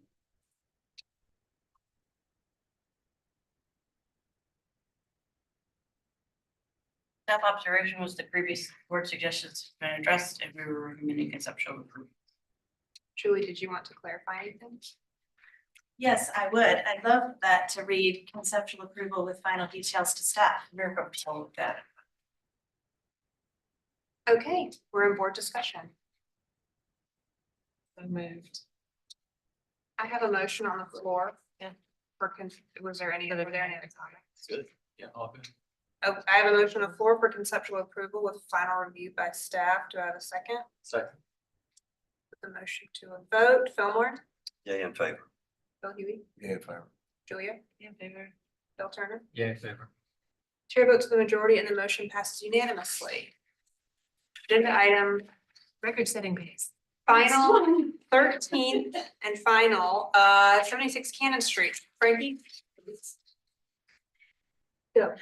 76 Cannon Street is in Cannonboro, Elliottboro, Council District number 6. It is a category 4, circuit 1835 in the Wolf City District, requesting conceptual approval for new single-family house at Brio. This is the property's location on Cannon Street. Existing site photos. Context of Cannon Street. Historic images. And symbols.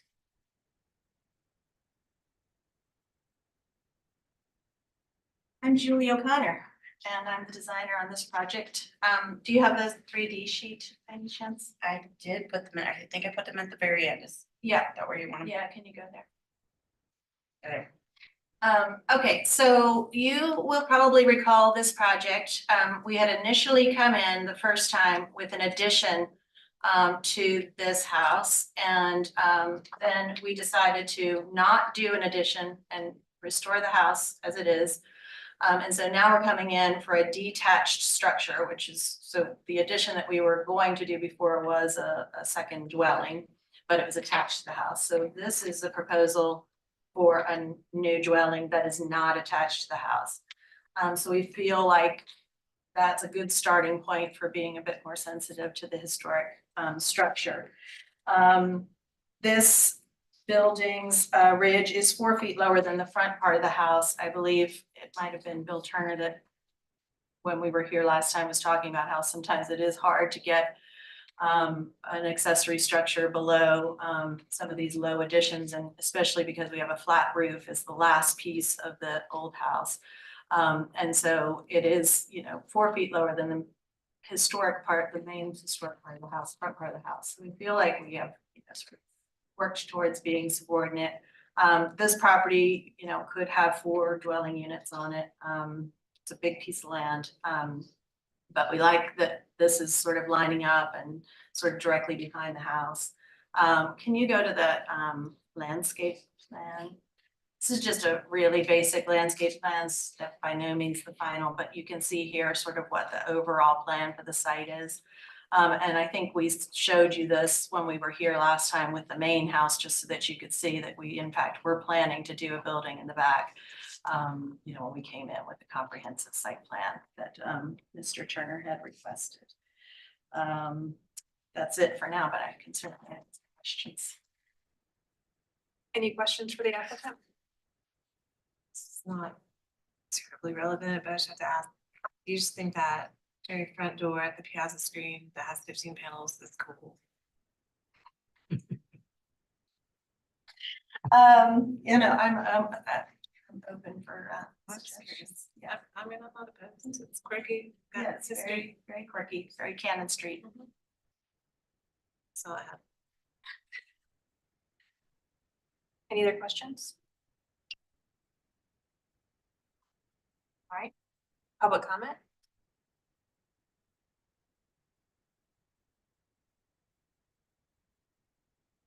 April Wood, Star Charleston Foundation. HCF has reviewed the application for conception approval for a new single-family houses. So these standards. Yeah. We believe that the proposed massing of the structure is too large.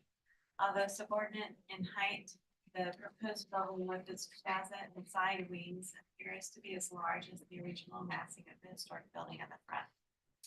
The width and length should be reduced so that this guest house will be sufficiently subordinate to the historic structure on the property. We respectfully recommend deferral so that the massing rear addition can be studied.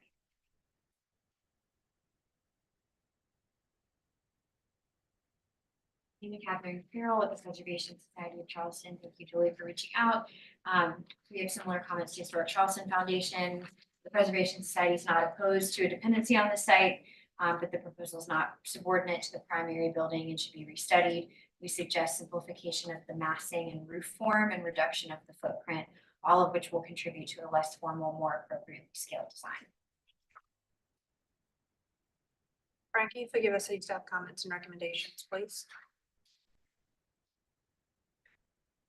Staff also felt it was not subordinate to the existing, and that the ridge line was very high in comparison to the historic structure. Staff condition for approval of height, scale, and mass needs to come down. Staff suggested lowering the slope of the roof of the main volume and type. And staff recommendation is deferral for resite. Julie, do you want to respond to or clarify anything raised in the public comment or city staff recommendation? Sure. I would just say that, I think formality can certainly be addressed, and we'd be happy to look into that in terms of some of the detailing. A lower slope of the roof would be something that we would be willing to consider as well. You're in board discussion. I was thinking on the same lines as Frankie. When I was reviewing this, that the center mass, the roof line is very tall. The roof height works for the two wings, so a lower slope could certainly work for the main body. It is long when you compare it to the original house. It is quite long. I almost wish this could become two smaller buildings. I'm sure it doesn't fit with the program though. I like the simplification. It's a simple, relatively simple building, which is a good thing. I just continue to think it's got an awful large footprint.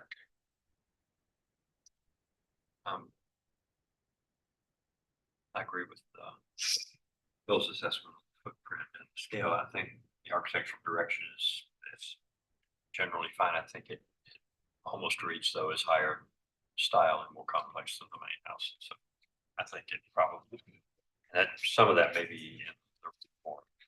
So down, that ridge is, I think, over 3 feet below the ridge of the main house. However, it still reads as more mass, as not subordinate to the main house. So My thought was that it sort of looks like you could accommodate the same 4-bedroom program, even if you didn't have the wing bay projection part that's on the south side, closer to the street. You just put a bedroom in the TV room and accommodate the utility powder room somewhere else. That was one thought I had to chip away a little bit of the mass. It is true that the main gable of this building is really similar in length and mass to the historic gable form in front.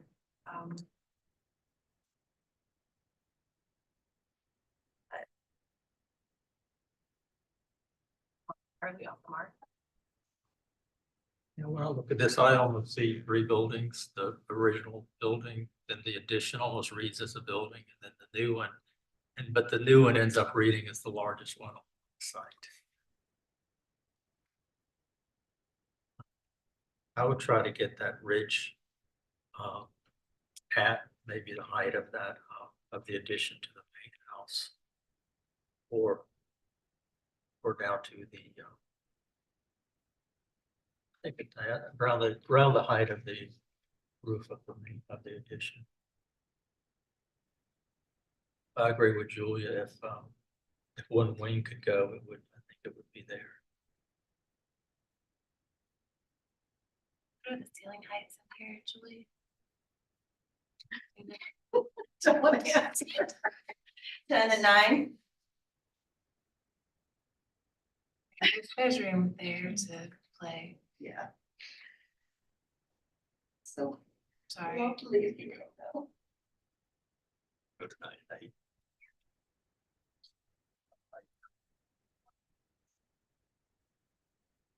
Al, have anything to add? Comments?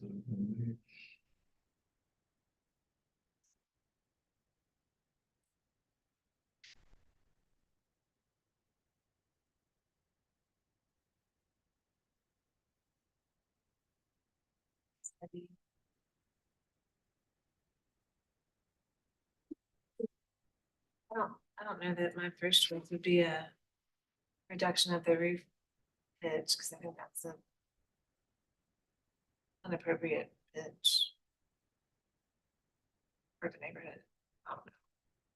Somebody else made this motion. If the footprint receded enough, I think you took one of those wings or chunk those wings off and changed the roof form, you could get, you might get a nice hip roof that really wouldn't reach much higher than the addition on the main house. I'm sure, I'm just looking at it, glancing at it.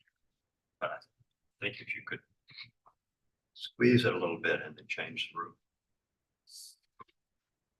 it might read fine under a single roof forms. And that might reduce some of the complexity that makes it. So more grand than the front house.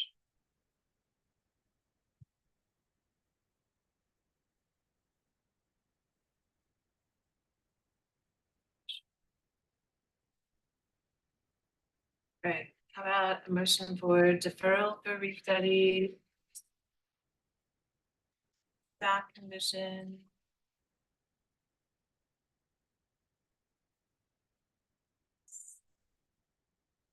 Have any board conditions, or is it just general restudy? Board condition to Study of reduction, roof height and footprint. kind of covered in staff condition, right? Height scale math. Yeah. The only other thing I was gonna try to imply is to restudy the level of, or reduce the level of formality or something.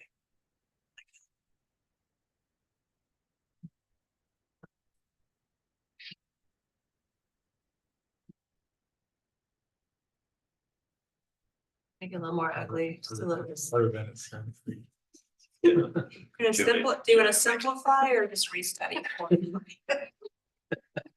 This is the bad part of the evening. It's really- really bad. Not putting Billy in. Board condition would make it uglier. What is that coffee that you're drinking? Okay, we have a motion on the floor. Simplify the details Thank you so much. about that. Actually, I had that, okay. Sorry. To simplify detailing, yep. We have a motion on the floor for deferral for restudy with staff comment and a board, staff condition and a board condition to simplify the detailing. Do I have a second? Second. Just to Put give the that. motion to a vote. Bill Huey, Yeah. Fillmore, Yeah, in favor. Julia, Bill Turner. Yeah, in favor. Chair votes the majority and the motion passes unanimously. Well, thanks. Do I have a motion to adjourn? Adjourn. I have a second. Thank Oh, you. yes, yes. All in favor? Aye. Aye. Opposed?